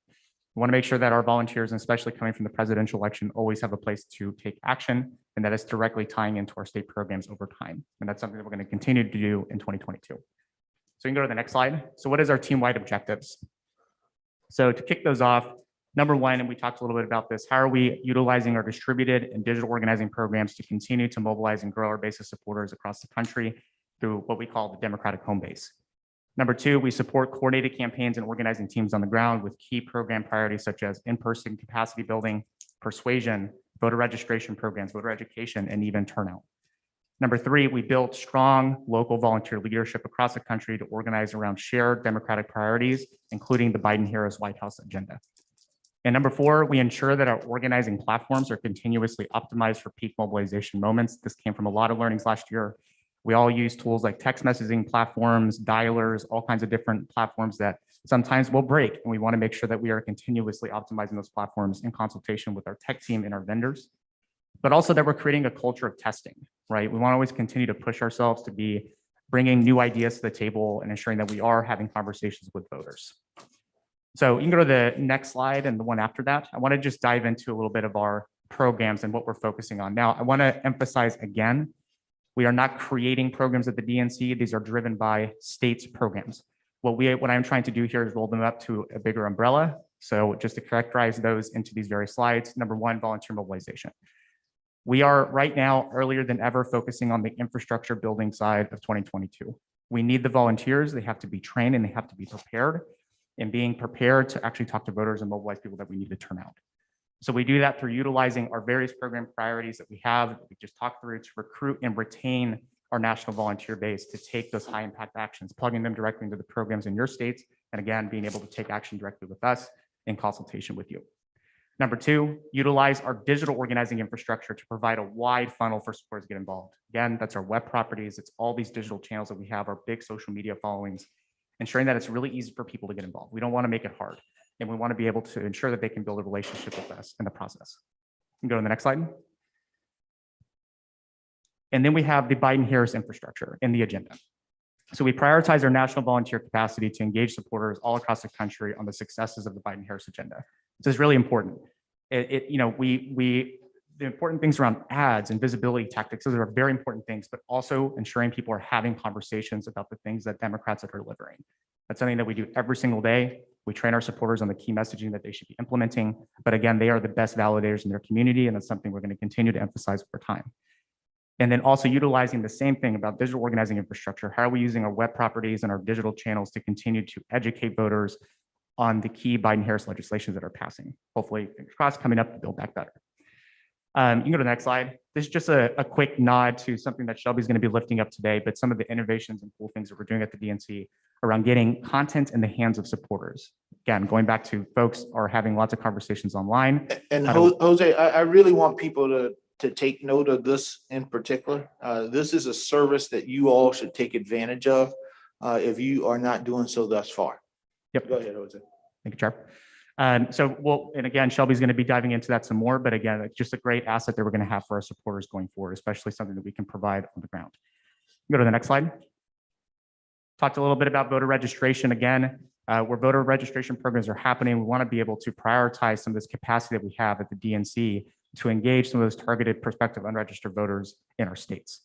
And second, how do we utilize our digital organizing infrastructure to support in simplifying the voter registration process? There's lots of work, lots of collaboration across our teams to ensure that tools like iwillvote.com is easily accessible, and we come up with various tactics to drive traffic to that site. It's really important. Go to the next slide.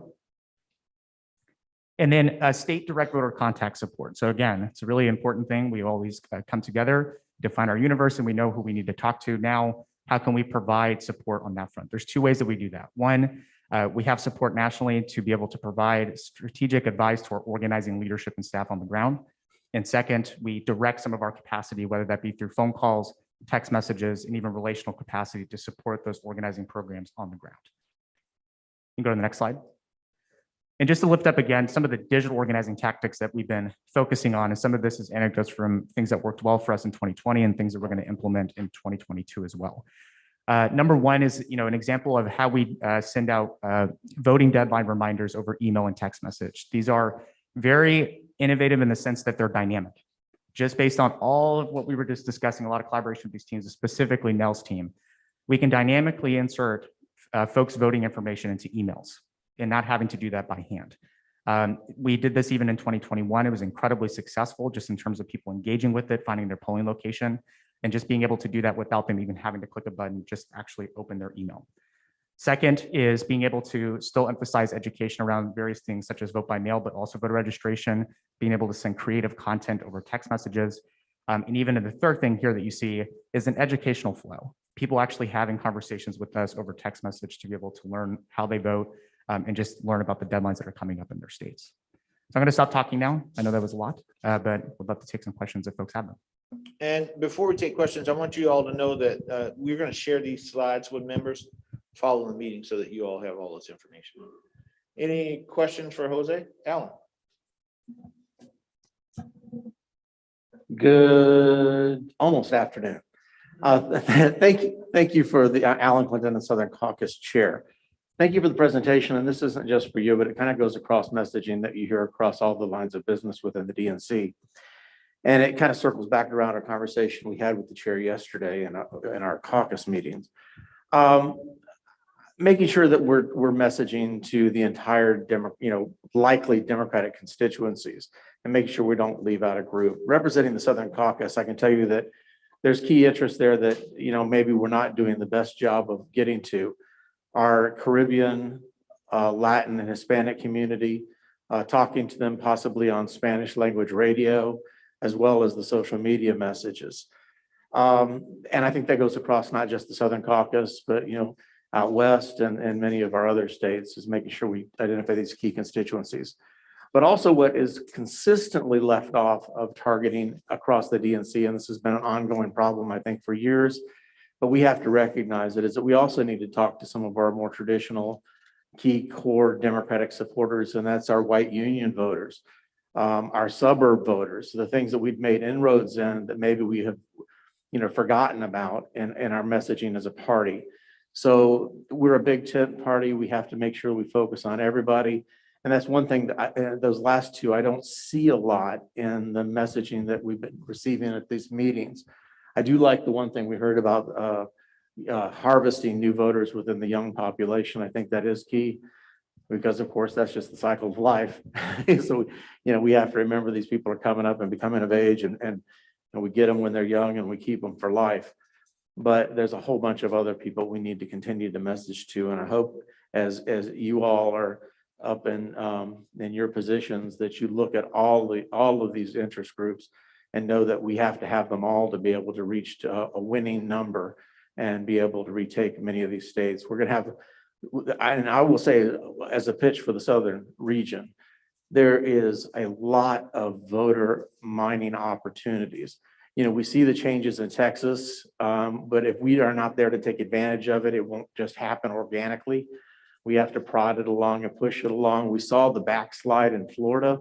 I think some of that is because of our failure to message to the Caribbean and the specific Hispanic and Latin communities within that state, and as well as the middle class and maybe lower middle class white voters is not getting messages out to them about what the Democratic Party does for them. But we see the inroads in Texas and Kentucky, Arkansas. I mean, there's lots of places we're doing well in local elections that we can expand our coalition. So don't forget about South.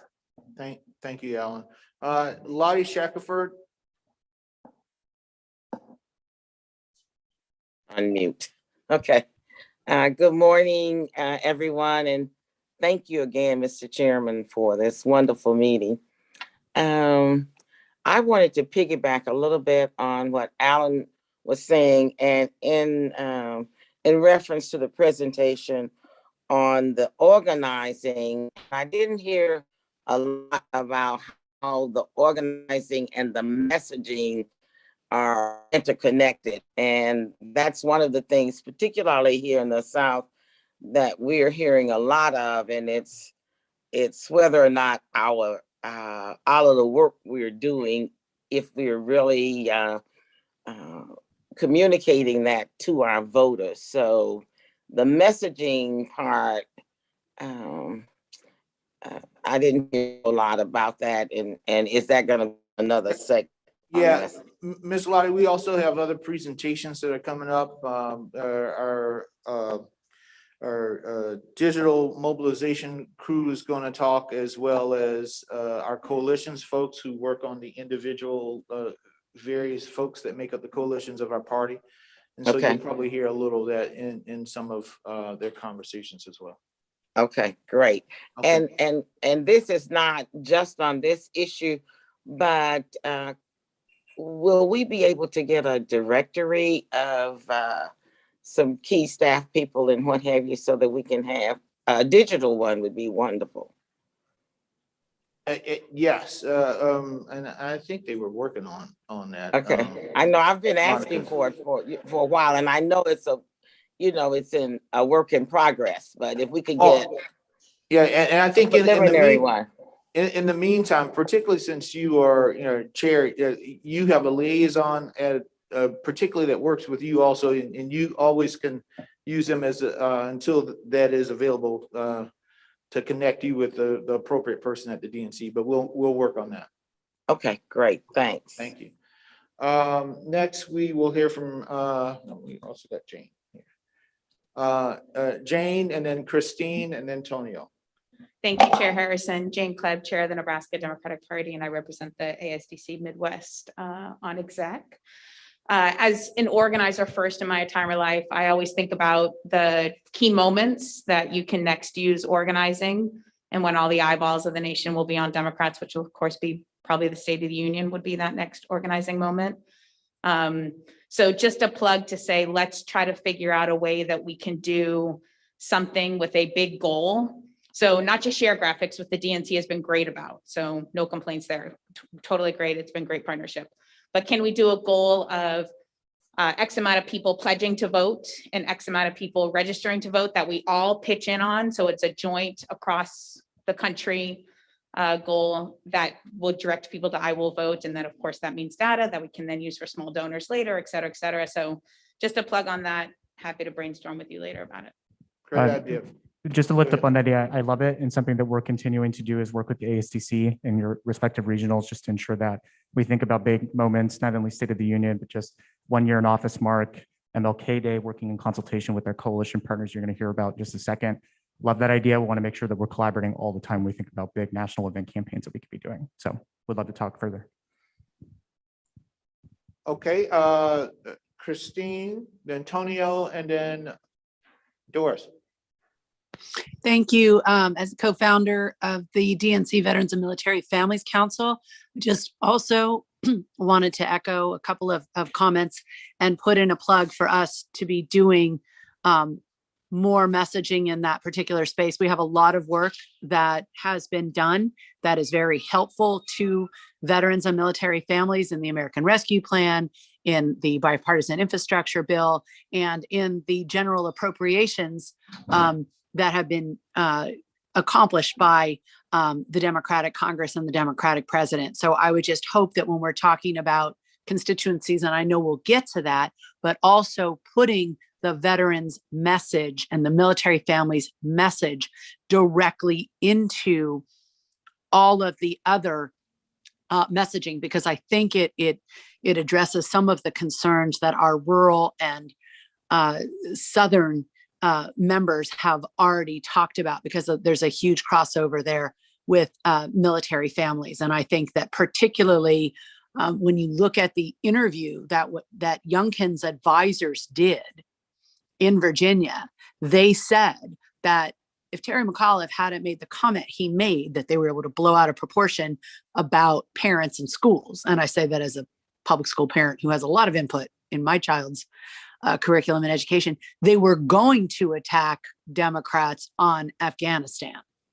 So just because they didn't happen to use it in Jersey or Virginia doesn't mean that they weren't ready to do it everywhere. And I think we need to be ready, not just talking about that from a national security lens or veterans from a constituency lens, but making sure that we're hardwiring that and those veterans and military families, alums and ambassadors in all of our regular messaging, and happy to talk to the organizing staff about that offline. Thank you, Christine. Tonio. Mr. Chairman, thank you so much for hosting this meeting in your state. But I know you couldn't have done it without your great state chairman, who has an amazing collection of hats, and I can't see him. But I was hoping that he'd be wearing one of those great hats whenever we get to South Carolina or he comes north our way. So thank you both for hosting this meeting. I want to follow up on what Alan had to say. We still fail, I think, miserably, and I say it with kindness, how we communicate with Latinos. In Florida, to Alan's point, we have 1.2 million Puerto Ricans that came over a 10-year period from the island of Puerto Rico, where we have still 3.4 million US citizens sitting there, who also have Democratic primaries during our presidential year. But we're failing to understand the distinct communities. And it doesn't apply just to Florida. Alan, we're having the same problem in the Eastern Caucasus, of which I participate with our chair in Connecticut, Nancy DiNardo, and the rest of the team, where we have Puerto Ricans, Dominicans, Cubans, a whole mixture, and we're not communicating in the way we should. We're not also, I think, effectively using the tools that are available to us.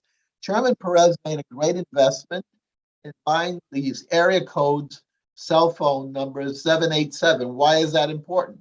Because after Hurricane Maria, 325,000 Puerto Ricans ended up somewhere along the eastern seaboard. A lot of them in Nancy Mills' Patton state of Pennsylvania, a lot of them obviously in Florida.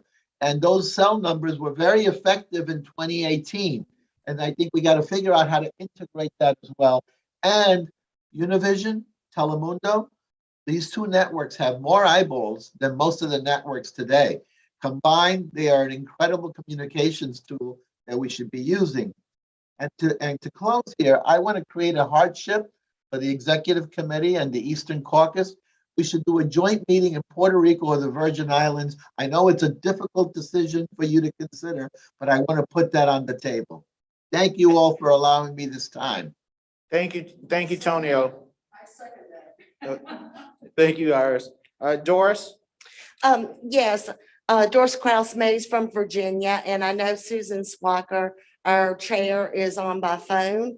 I would like to take this opportunity to really thank the DNC for all of the support and resources that you gave to the state of Virginia. Thank you. Not only your resources, but Mr. Chairman, I really want to thank you personally too for all your visits and coming through the state and everything that you've done. Thank you so much. Thank you. And who would have thought that the person that Terry got over 600,000 more votes than he did in 2013 when he became governor. And in 2017, the current governor, Governor Northam, Terry got 250,000 more votes than even he did.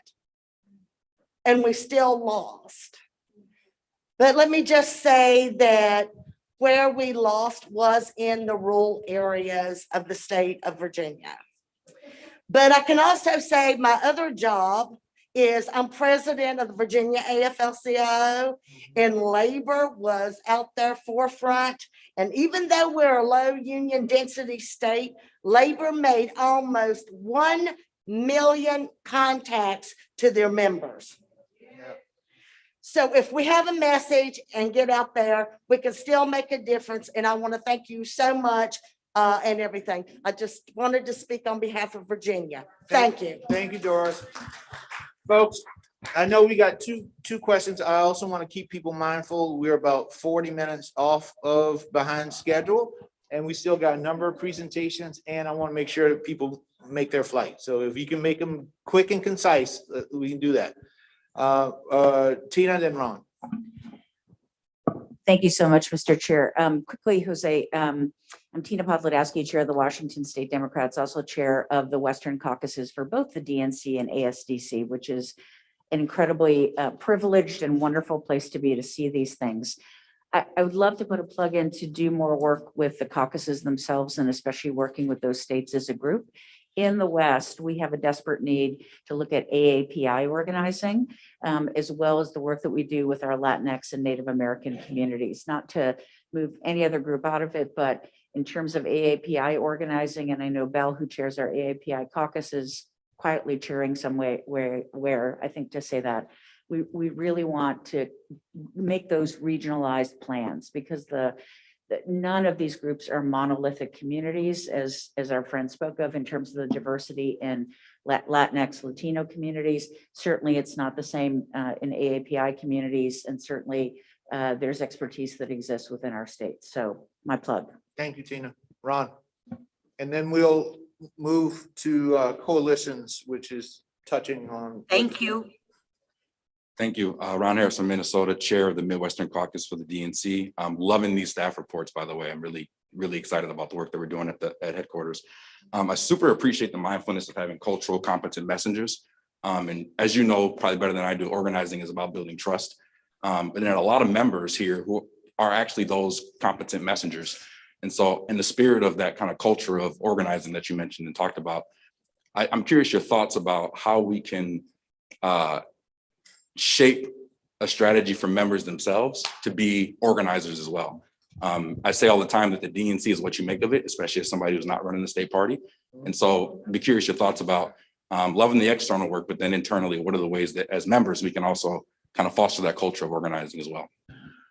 I think I could probably provide a 30-minute conversation on that topic, but there's lots of things that we could be doing as members to support building a grassroots coalition that's going to help us win. I want to make a plug here because one of my colleagues that I work with very closely on building a lot of organizing infrastructure is Brincia. And I think what we could do is probably follow up with some of those ways, but there's going to be lots of opportunities that y'all can have a huge impact in reaching the right people. And just to make another couple notes, just to call it out there, Bexar County, Texas is where I was born and raised. There's nothing I care about most, especially in the Latino side of organizing. There's lots of good work that we'll continue to do to support our Southern caucuses. And again, that's going to be in consultation with what you're about to hear with Brincia. So if that's okay, I'm going to kick it over to her so we can continue that discussion too. And I appreciate the comment. Thank you, Jose. And the next, and I'm just going to be brief. Brincia is a star along with many other folks.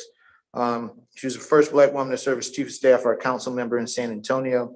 She, in addition, she's a Hillary for America National Advance Team veteran.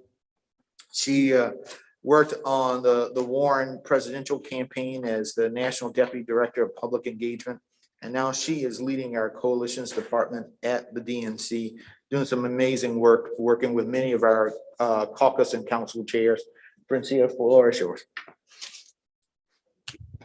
Thank you. Can you all hear me? Okay, great.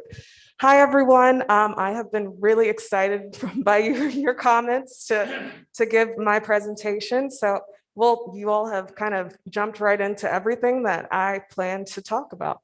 And as Jamie said, I am the Coalitions and Community Engagement Director, and this is actually a new department that was created by the DNC leadership under Chairman Harrison's vision to do exactly what you all alluded to, make sure that we're doing outreach to communities, our key constituencies and our base in a genuine, intentional, and strategic way. So we can go to the next slide. And Jose and I work very closely together. And you know, our theory of the case is closely aligned. And that is making sure that, like, when it comes to coalitions work, it's not just political, but we're actually working hand in hand to make sure that we're using a integrated voter engagement model that like utilizes the data and cross-departmentally working with voter protection, Jose and the organizing team, as well as the mobilization team and the comms team, to really make sure that we're doing targeted work when it comes to building coalitions. And we know, and we saw that for the Biden-Harris campaign, coalitions programming in key battleground states is what helped us win. And it laid the groundwork for us to build on that at the DNC. And I know we've been talking about infrastructure, but you know, the vision for the coalitions department is to make sure that we are continuing organizing in our communities, in our key communities all year round, earlier than ever, and building that infrastructure earlier than ever. And so we know that these communities were central to our success, and they're going to continue to be central to our success. And I know you all know that better than anybody else. We can go to the next slide. And so what is coalitions and community engagement? And several of our caucus and council chairs have already been, you know, vocal, Ms. Lottie, Iris, Bell, you know, and Ms. Virgie, like all of the 17 caucuses and councils, part of what our department is going to do is to build out a strategy to utilize those identities and those issues and constituencies to make sure that we're connecting in an intentional way. And so that's everything from AAPI, Black, ethnic, labor, disabilities, the Native community, Latinx, of course, progressive, poverty, LGBTQ, small businesses, women, veterans and military affairs, youth and seniors, and of course, last but not least, rural. We can go to the next slide. And so, I mean, this is just a visual representation of what we all know here, and you all have all mentioned, that when coalition voters turn out, we win elections. We can go to the next slide. And the ethos of our department is making sure that we're building a movement and not a moment, and making sure that there's a through thread and continuity in the way that we're building our messaging, meeting people where they're at, making sure that our messaging is accessible, it's multilingual, it is connecting the issues, the deliverances of the Democratic Party to folks on the ground in the states, and that we're partnering with all of you all to build this grassroots capacity and make sure that we're connecting in a real way with our coalitions by doing intersectional relational organizing and messaging, and doing that earlier than ever. Because, I mean, you all have mentioned this, our voters want to be engaged earlier than 3 months before the election when it comes to our key coalitions. And we can go to the next slide. And so the objectives for us is to make sure that we're building trust in our communities, establishing a long-term presence, and making sure that we're doing hyper-local organizing in partnership with you all and Jose's team and, you know, Democrats all around the country, that we're recruiting the right messengers to make sure our message is accessible, and that there's diversity in the way that we're showing up for our communities. and that we're investing in early persuasion for exactly what you all mentioned, multimodal communication and targeting the ways in which we're, paid media, digital, print.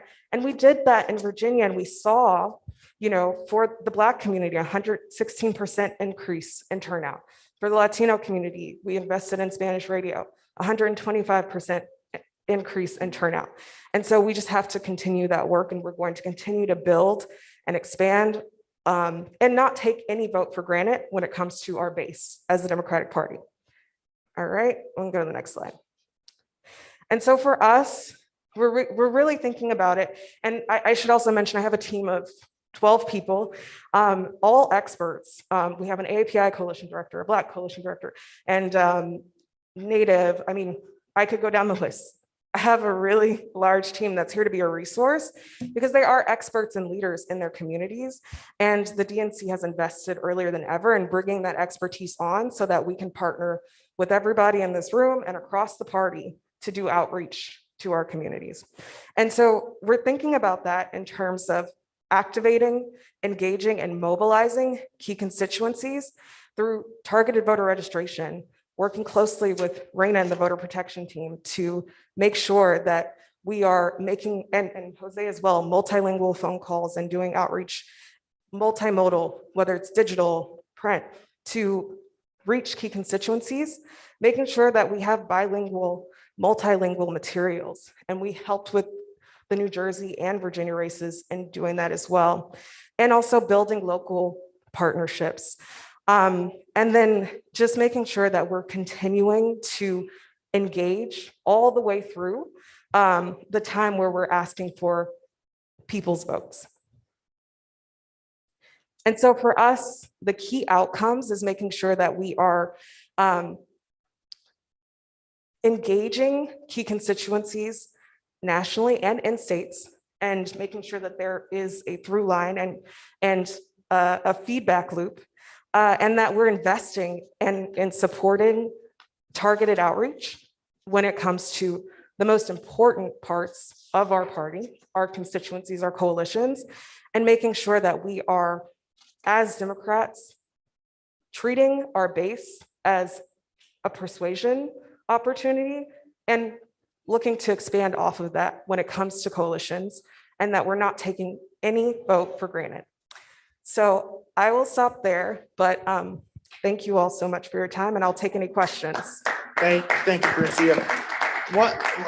Just to note, one of the things I've asked Brencia and her team to do and to work in conjunction and coordination with their caucus chairs and council chairs is the development of a signature program, a signature outreach effort or program that within their portfolio that they can point to and help to implement in and working with our state party leaders on. I think it's really, really important so that they're branded. We have to brand some of the things that we are doing so that people understand what those things are and what the mission is. And so these signature programs is an opportunity to brand outreach efforts into the various communities. For instance, there's the Seat at the Table, which is a branded program which is reaching out to African-American women and helping with the empowerment there. So there are each of these various councils and caucuses. Brencia's team has been reaching out to them to work on the idea, and the hope is at the beginning of the year to be rolling out many of these new branded and signature programs and initiatives. Leslie Price. Mr. Chairman, thank you so much, and I'm just honored to be here, especially to hear from the presenters. I listened to a number of you and Rena and Brencia. One of the things as an elected official that I have noticed for several decades is the fact that we could help as an elected official a lot more. Democrats are doing incredible things as they serve in various capacities on the local, state, and national level. The problem is, I see, as an elected official, we have such humility that we don't want to boast about the things we're doing, but that impacts the voters because they're asking, what are Dems doing for me? And we have got to somehow get the message out to help to ease that conversation that Democrats are working for you every day, 24/7. And that is not being resignated. The coalition that you mentioned, there are tremendous success stories with that coalition that is in every state, and yet we don't shout those success stories. We have got to do more of that. I'm doing an inventory of myself as I'm sitting here, Jamie, not only with finances and all the other things that we've discussed today, but we need to do personal inventories individually and just get to work harder. Thank you. Thank you so much, Leslie. Hilda Solis. Yes, hi, good morning, and thank you, Mr. Chairman. It's been a delight to join you and be a part of the discussion today, and so many great ideas, so much progress. But I will say one of the exciting points for me is the coalition engagement, and I want to thank the staff for their presentation and what they did during the Biden and Harris campaign. But I do think there are lessons that we have learned. Obviously, we saw a dramatic decrease in some areas where Latino population, Latinx population didn't come out for our candidates. And this happened, it happens at the local level and at the statewide level. We really do have to get to them early and not just in the traditional big, Telemundo or Univision. I think that's fine, but I think you also have to micro focus also on radio, different Spanish language and faith-based organizations that also touch our communities, both Black and Latino and AAPI, because the AAPI community is just as diverse as a Latino. You've got Vietnamese, Cambodian, Tagalog, Filipino, and we need to have those resources available and set up so it can be used by all of our different elected officials in a state. So we're not redundant, but that we can utilize what a model can be established as a framework for all of us to kind of key into. And I think that we really need to look at building out early before the 3 months before an election to try to get better input with some of our smaller media commentators that have followings. I don't think we do a good job with that. And that might be able to turn the tide in certain areas where I know this happened in Florida. So that's just what I wanted to add, and just say that, we have a tremendous opportunity, I think, in this upcoming election cycle. Can't wait to see Build Back Better and all the good work that's going to be coming to our communities that have been hurting how could I say, dramatically. And right now with COVID and the Omicron, we have to continue to be vigilant to make sure that people are safe and that we're doing everything we can to keep them safe, have jobs, and have education, especially for our children. I think our parents were really upset when schools had to be closed and there was a big digital divide. We have to talk about those promises that were made and how we're going to deliver on them. So thank you for the opportunity to be able to add my 2 cents. Thank you. Thank you so much. Bell-Leon Hung. Good afternoon, Mr. Chairman, and everybody at this meeting. And thank you for allowing us to meet with you virtually for some of us and in person. I can't wait for the opportunity to get together in person. I want to thank Hilda Solis and a couple of other speakers before her for recognizing that our API vote has really increased over the last several years. And we are coming out in force, but part of the problem is that we still have a lot of language barriers and some other issues that are that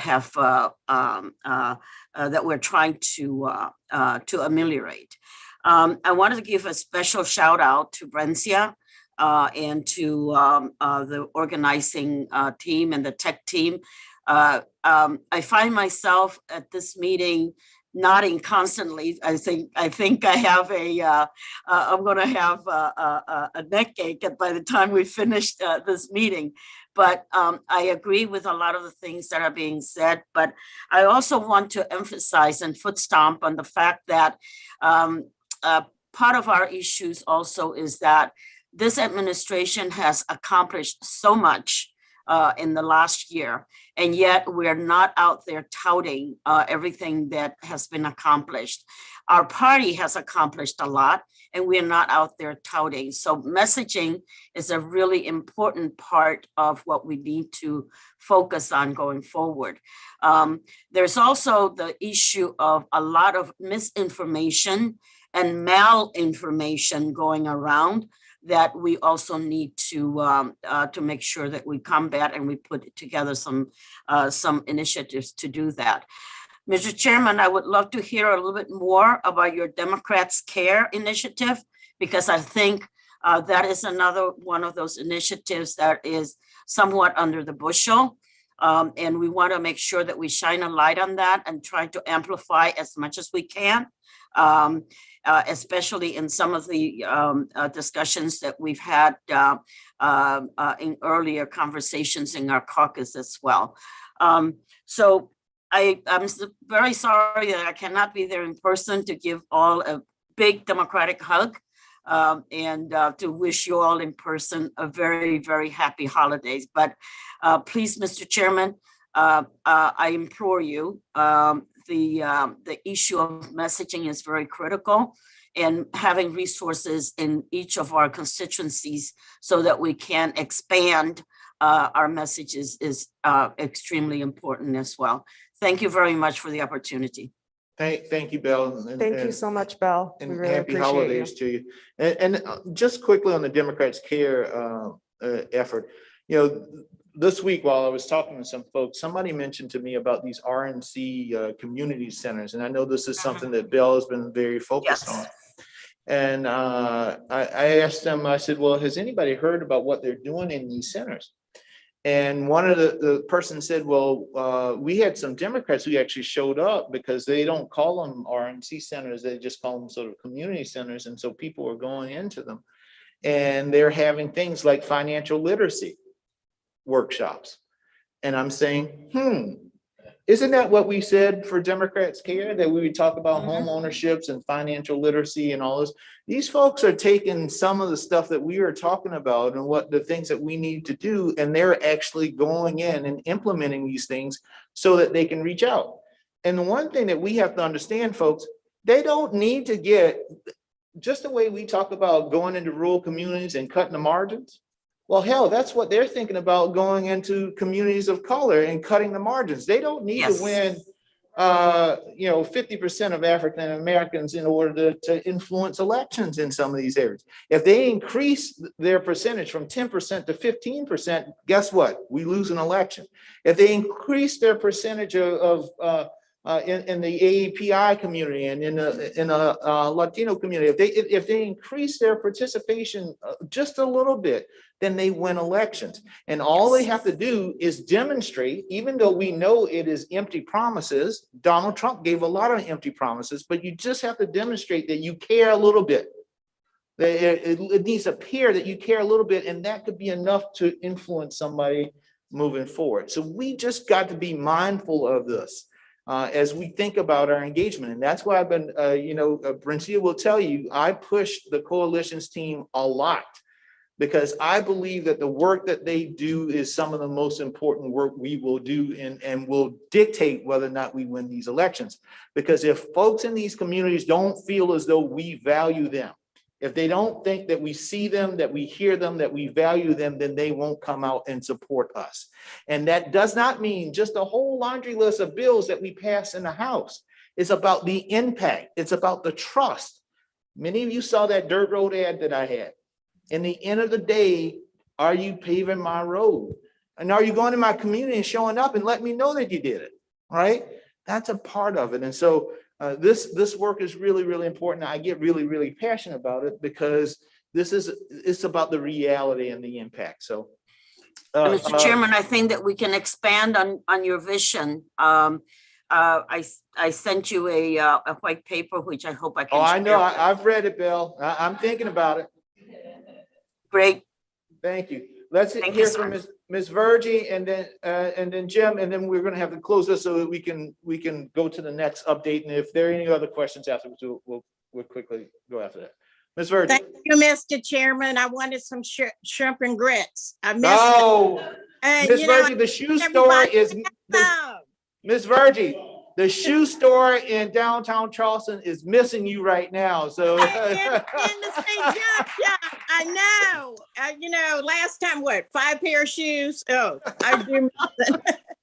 Thank you so much. And I too would have loved to have been there to give everybody a big hug. But I just want to say, I want to thank everybody during the Biden-Harris campaign. The Black Caucus we put out 5,000 toolkits when we saw that the Trump people were coming into our community. We decided, and thanks to Ebony, I want to give a big shout out to her, how we worked her in the battleground states, and thanks to all the Black Caucus members, and I want to give a shout out to Earl and Miss Lottie and how they work with us in our community to get our toolkits to most of our community. We had the mask, the door hangers, and people walked door to door and put the door hangers on it. They organized the community. We did phone banking, and I just want to say thanks to the DNC and to the Biden-Harris campaign for the support. And we did have a big turnout for African Americans in the last election. And even in Virginia, we scheduled phone banks, and we made sure that people could go door to door, and we were there. And I just want to say thanks to all the people from all the state party chairs with the state Black Caucus who worked with us to get our toolkits out. It was just an awesome campaign. You know, although we couldn't be there in person to be just knocking face to face, but we did get a lot of people going door to door and putting the door hangers on. And on the day of election, they stood at polls and put our postcards out. I will vote. It was I will vote. And I just want to say thank you all for helping us. We contacted so many people across the state in our battleground states, Wisconsin, Pennsylvania, even Minnesota. Ron Harris, thank you, was so great in helping us. So thank you, Mr. Chair. I hate I'm not in South Carolina. Thank you. Jim Roosevelt. Mr. Chair, I'll be quick because I know you need the time. But first of all, I want to thank the Secretary's office for sending me a name card, even though I wasn't going to be there in person. That's helped me stay focused. But I want to point out that here in the Boston media market, we are getting television commercials that say Joe Biden has produced for America and listing the administration's accomplishments, and separate commercials that say Senator Maggie Hassan has produced for New Hampshire. I think we may get them because we have the New Hampshire as part of our media market. I hope we can use those around the country to let people know what's been accomplished. Well, thank you. Thank you so much. And with that, folks, I know a lot of folks will talk about message. You're going to hear from Shelby Cole now, Shelby is the DNC's Deputy Chief Mobilization Officer for Content and Creative. And many of those great digital spots that you are seeing lately, Shelby's team has been creating those things. And I'm going to just turn it to her because she's amazing. She's so creative. They're doing some really, really amazing stuff. And then I want to really drill in on a point about messaging and the sharing of our democratic message, because we do have a message. And Shelby, the floor is yours. All right, here we are. Hi, everyone. So as the chair mentioned, thank you, Chair, for that lovely introduction. My name is Shelby. I just want to really quickly tell you guys about myself. My background is in digital fundraising, and digital fundraisers are snooty when it comes to the work that they do. There's an interesting divide in the space where it's, if you do fundraising, content doesn't matter. It's just tweets, it's just social media. And I used to be that way until I worked for Vice President Kamala Harris and was her digital director. And I got to see firsthand the volume of attacks that she was experiencing online, the rampant misinformation around the vice president. And that's when it all sort of clicked for me that like the conversations that are happening online, of course, inform the conversations that people are having out in the world. And we need to do a better job as a, that campaign and as a party just generally competing with Republicans online because they are really kicking our butts. So I'm really excited for the opportunity to take that passion for digital messaging and work here at the DNC. And yeah, I'm excited to talk more about it. So next slide, if you will, Charlie. So here's a little bit about our team. So in a normal, I guess, quote unquote, normal year at the DNC, we would be managing a couple of accounts. We would be helping the DNC run their quote unquote big three. That's Facebook, Twitter, Instagram, and then maybe helping the chair run his or her big three. So Facebook, Twitter, Instagram. This is not a normal year. So because the president is in office, he and the vice president both have government social media accounts. So that's at POTUS and at VP. And normally what would happen is their political campaign accounts at Joe Biden and at Kamala Harris would lie dormant. I've heard stories of when Obama was our president, every once in a while, Joe Biden would fire off a tweet, maybe once a quarter about ice cream. And that was the extent of the engagement that his account would put out. But not this year, not this cycle. I think it's really important to highlight that over obviously the course of the campaign, President Biden and Vice President Harris grew massive social media accounts that are still important megaphones that we need to be tapping into. And it's a testament to the chair and to our leadership's foresight in investing in a team that can keep these accounts running, managed, maintained, and growing, honestly, getting the message out about the Biden-Harris agenda so that when it's time for the re-election campaign, we can package up these accounts and hand them back and say, here you go. These things didn't degrade over the while the president was in office and not running a campaign. So top lines here, obviously you can see on the chart, but on any given day, our team can send out a message that can reach more than 107 million people online. So it's not something that we take lightly. And this is the biggest social media content and creative team that the DNC has ever had in its history because it takes a lot of work and a lot of manpower and a lot of effort and creativity and approvals. Thank you, comms team. Thank you, research team, to keep these accounts running in a way that keeps the president safe, doesn't answer, have to answer any tricky questions about a tweet that we did, but is engaging with people in a really serious way day to day. So next slide, Charlie. So just really quickly, I'm going to try and blow through this because I know we're tough for time.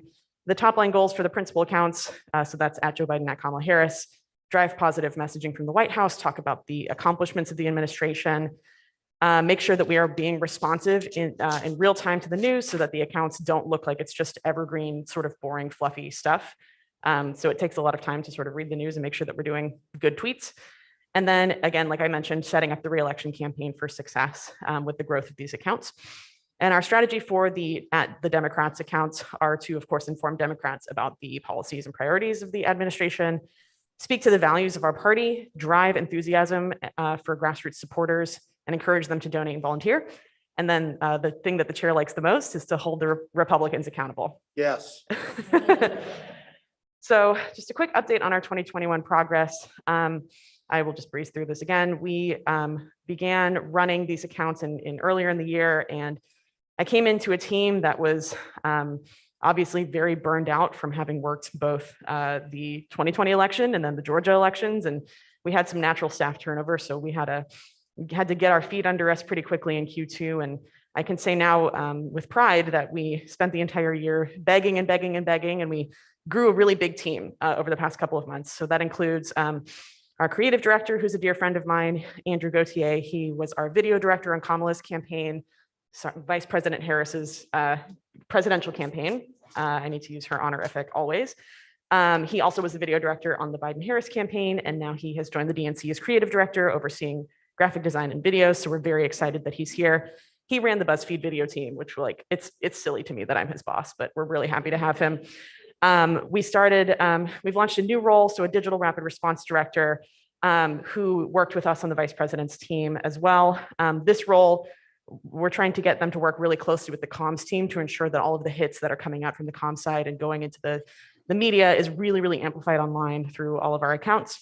And then we have a really fun and healthy mix of former Biden-Harris campaign staff who have incredible expertise, but then we're also bringing in new, young, junior people into the fold who have never done politics before, but are really excited to work for the party, which to me, it still blows my mind every day that these people didn't study poli-sci. They're just like, oh, what an opportunity to get to generate graphics or videos for the biggest social media accounts probably on the face of the earth.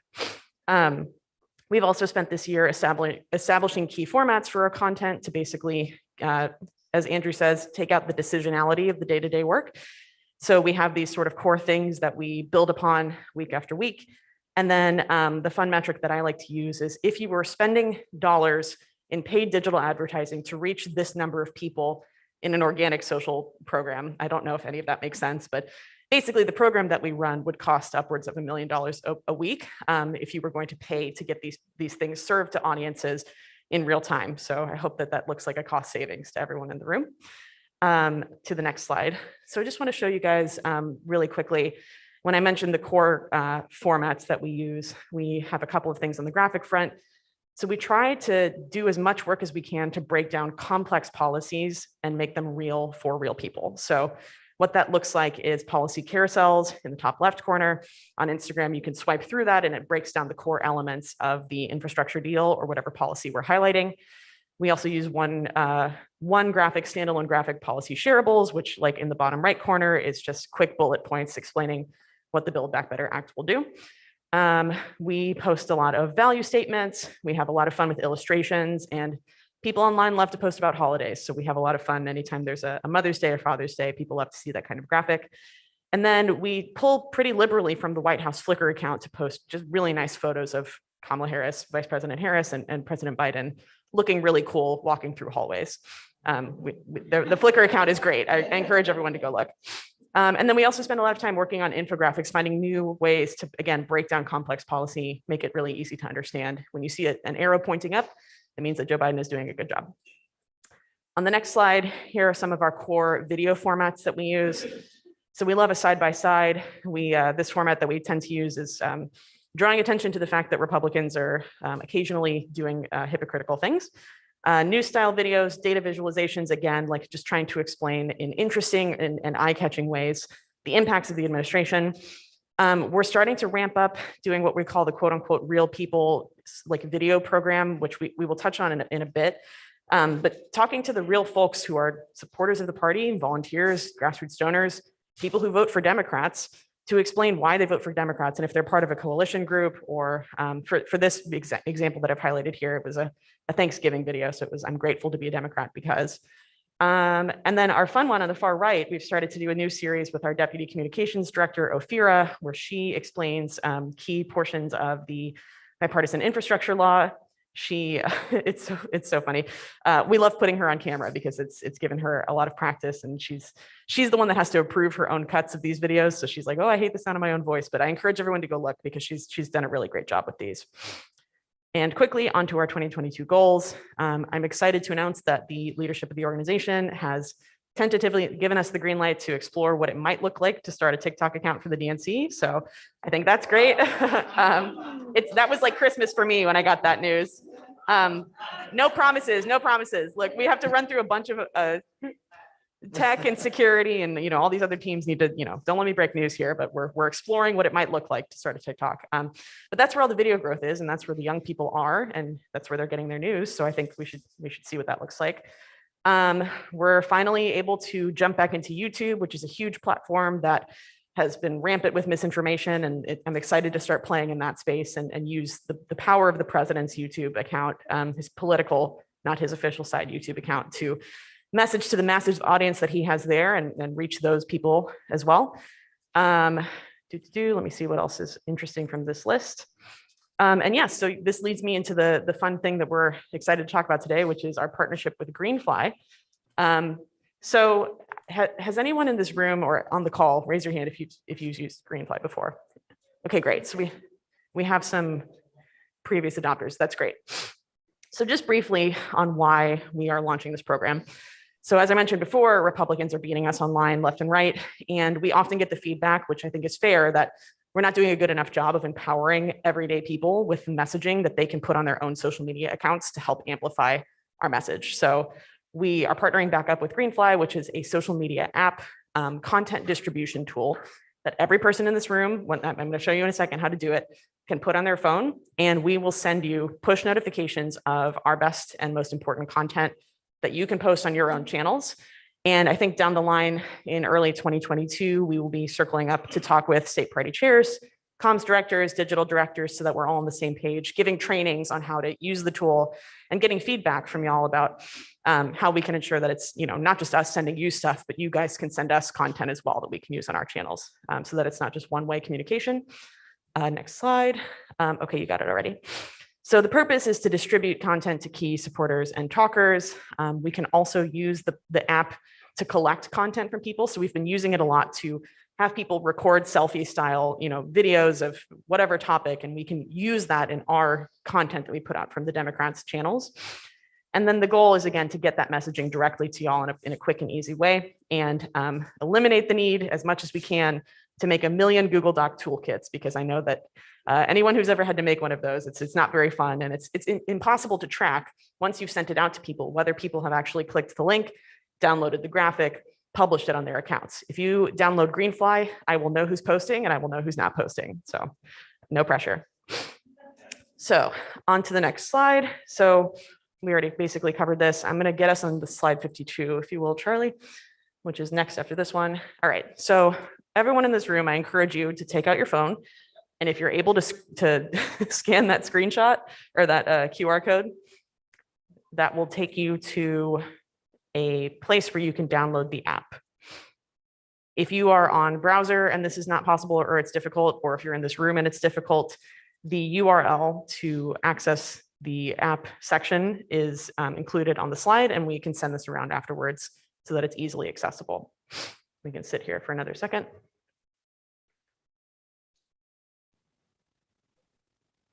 Does it have the code, the invite code? Not yet, that's in a second. Okay. Okay. If folks are ready for the invite code, we can go to slide 54. One second. One more Holding. person.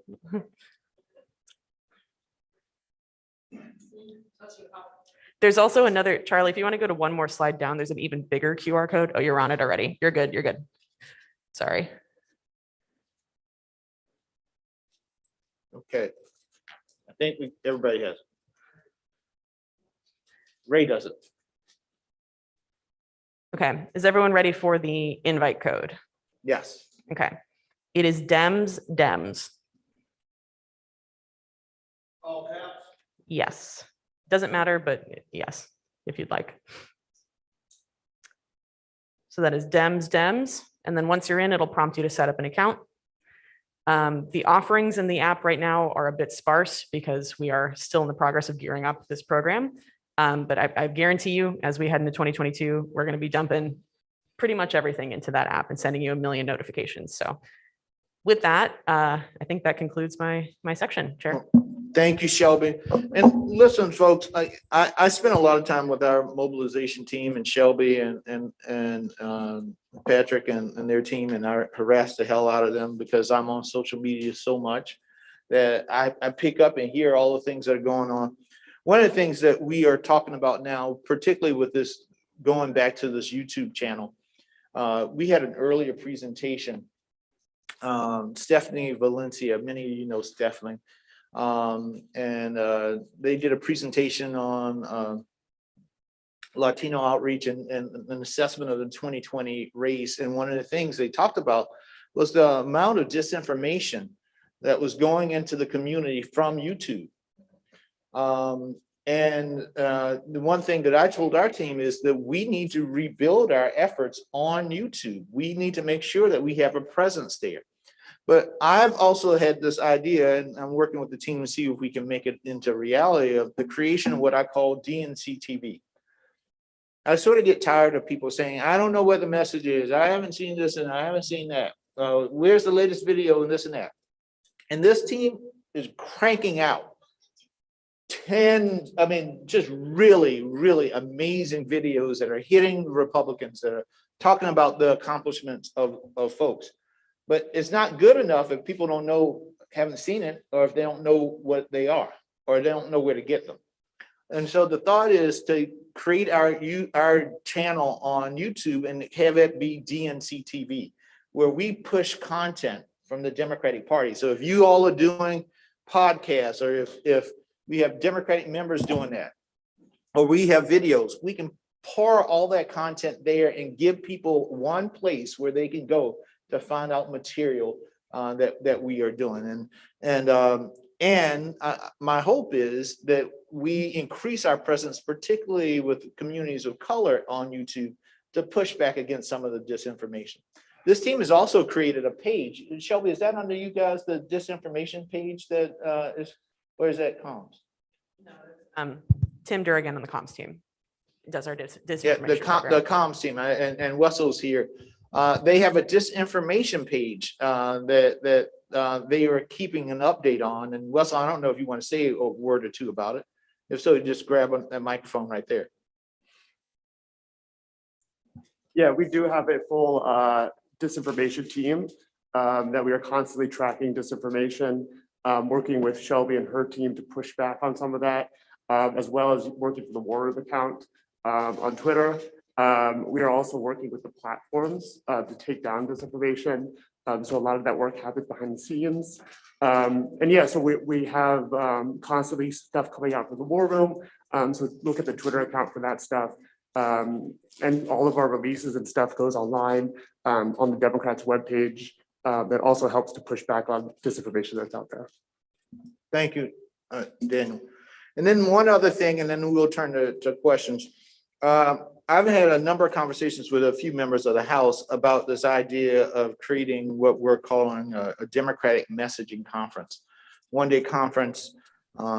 Hakeem Jeffries and I have really had a lot of conversation on it, where we bring everybody together in the Democratic ecosystem to share the latest in terms of research, to also talk about joint messaging and strategy, and then also to have some additional training. And let me just say this on the training. None of us are born communicators, particularly when it comes to the press, right? We all may think we're good. We can be better.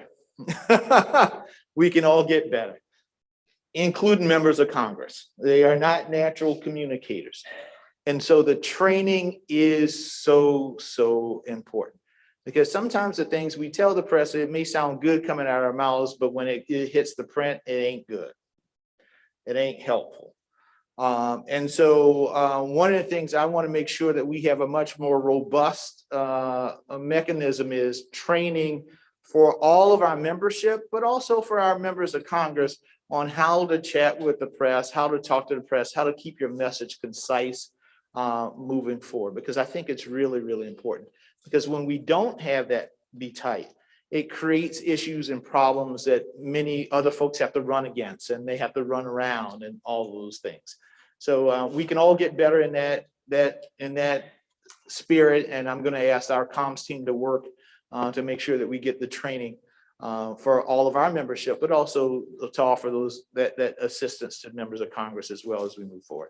With that, we got a few questions. Bell Leon Hung and then Yvette Lewis.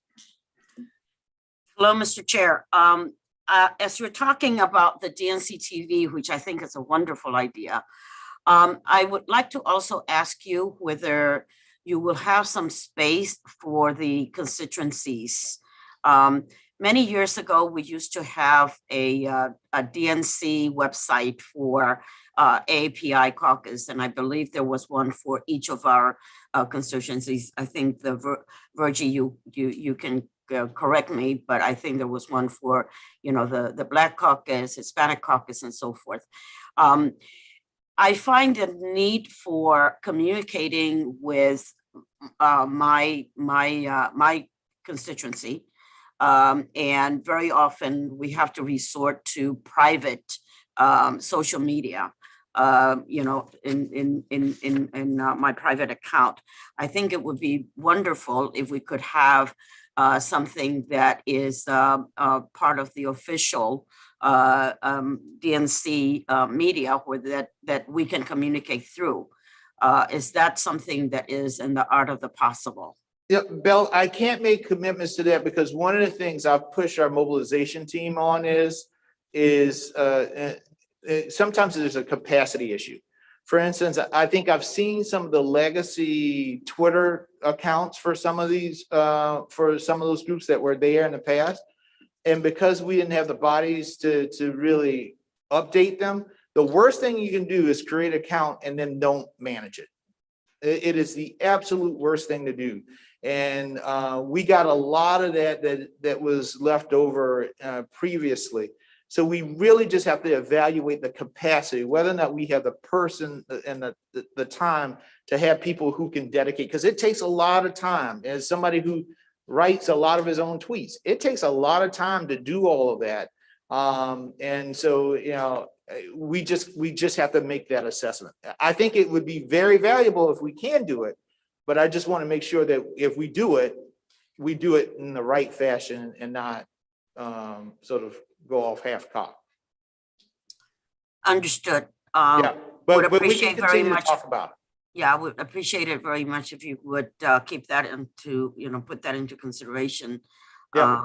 As we have needs for, maybe, you know, it is something that can do with Greenfly or with YouTube, but, you know, one of the things that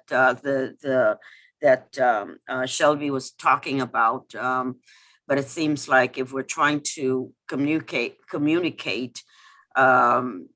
we need to make sure that we reach our constituencies. Yep. Yvette? Thank you, sir. Yeah, I just have a question.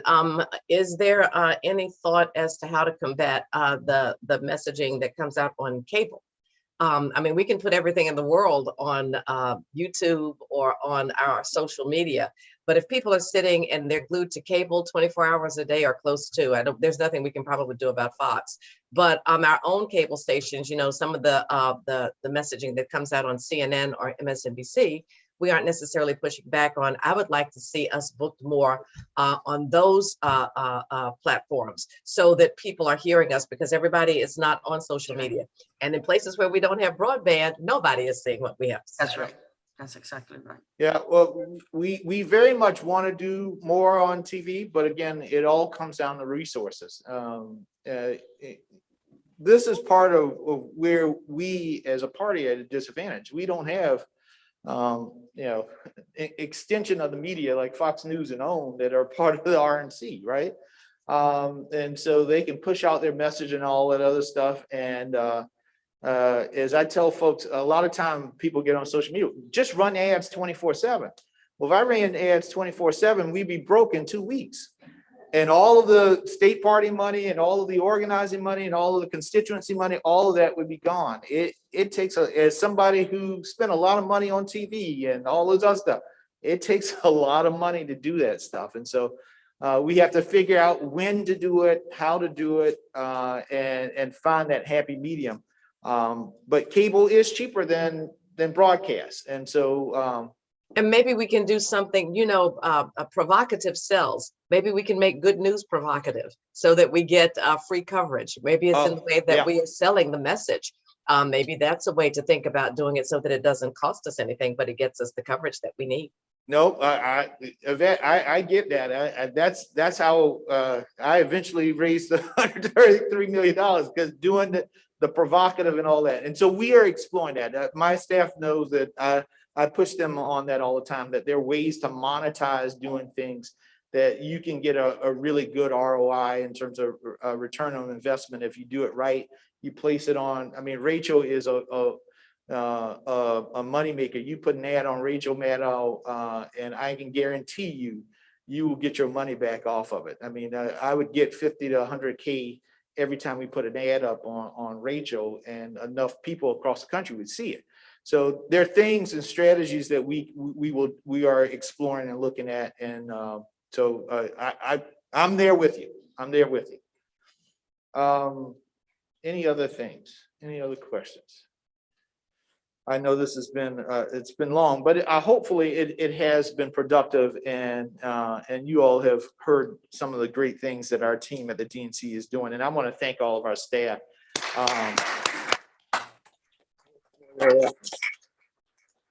So in moving on to the old business and new business section of our agenda, the chair is not aware of any unfinished or old business before this committee. However, we do have a couple of items of new business to take care of today.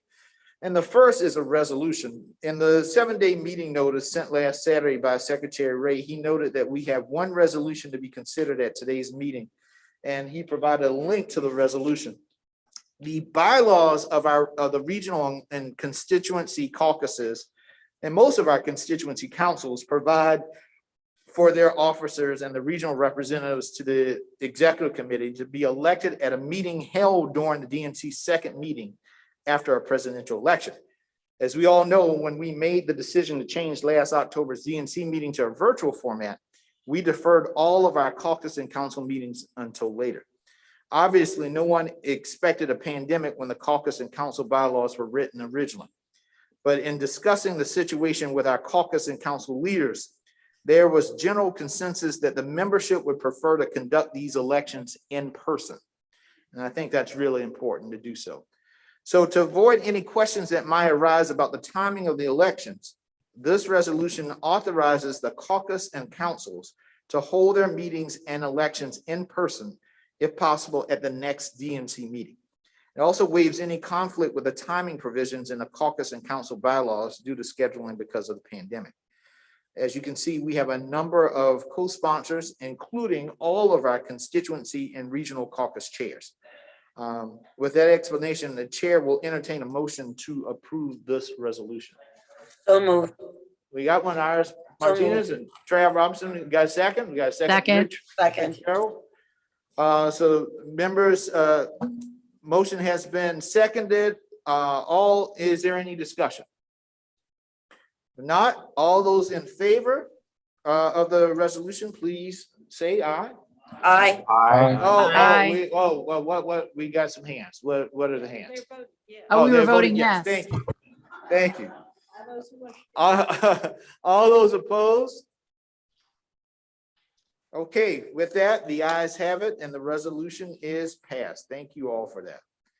So the next thing on my agenda, we will now move to a vote on a motion to approve. Oh, did I skip something? Where did I skip?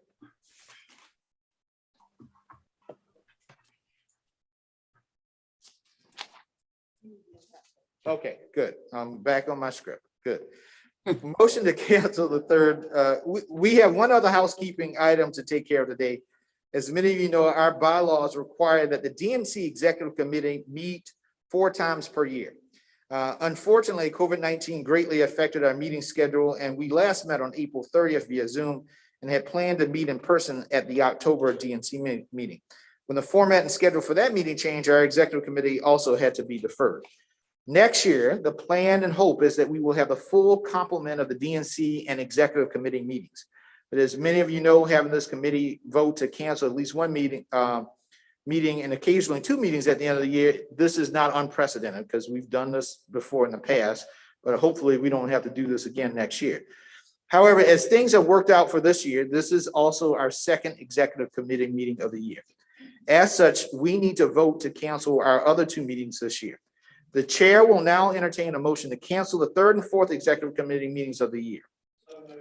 So We have moved. a motion. Do we have a second? Second. Second. All in favor, any discussion? All in favor? Aye.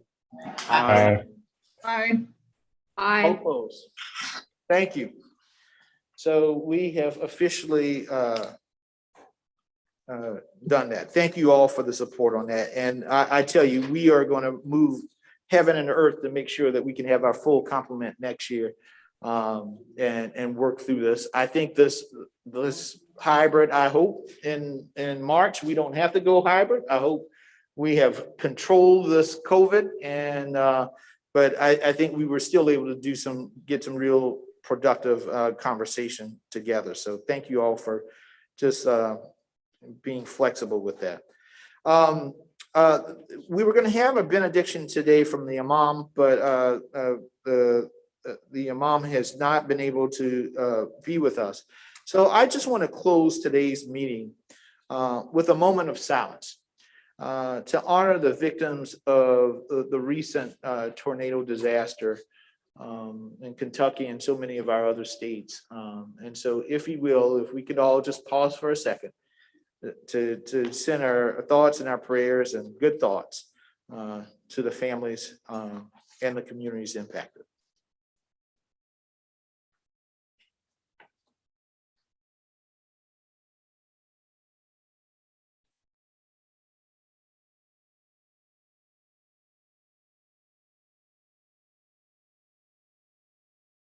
Thank you all. So members, we have come to the end of our agenda for today's executive committee meeting. And I want to thank each of you for taking the time to join us today and for all the work that you are doing to support our party and the work of the Biden-Harris administration. You know, the work that you all do on our behalf in your community and in your state is so important to helping us elect Democrats at all levels of government. But before we adjourn, once again, I would like to thank the DNC staff who have helped to make today's meeting run smoothly. I also understand how much work it takes to organize these meetings. And I want to express my appreciation for their talent, for their commitment. I also want to thank the staff of the Charleston Marriott, as well as the technical support team who have worked closely. The team that worked closely with the Secretary's office to facilitate this hybrid format for today's meeting. Now, while this was a step toward getting back to normal, I very much look forward to when we can all be together again in person. And I'm going to continue this pledge for 5 minutes at our first in-person meeting, for 5 whole minutes. The bar will be open and it will be on me. So you better be laser quick to get that order in there, but for 5 minutes, 5 minutes, it will be all on the chair. Don't tell my wife. Now, Bring your big mugs to fill them up, everyone. But seriously, I can't wait to have all of us together again, because just this little moment here was so good to see so many of you all. And so thank you for taking the trip here to South Carolina. For those of you who are away, happy holidays to all of you. Enjoy the time with your family, unplug. There's so much to be hopeful for. There's so much to be grateful for. And I want you to know I am grateful for each and every one of you. So with no other business before us today, the chair will entertain a motion to adjourn. So moved. So moved. Is there a second? Second. Second. Motion has been moved and seconded. All those in favor say aye. Aye. All opposed say nay. Happy holidays. Ayes have it. Yes.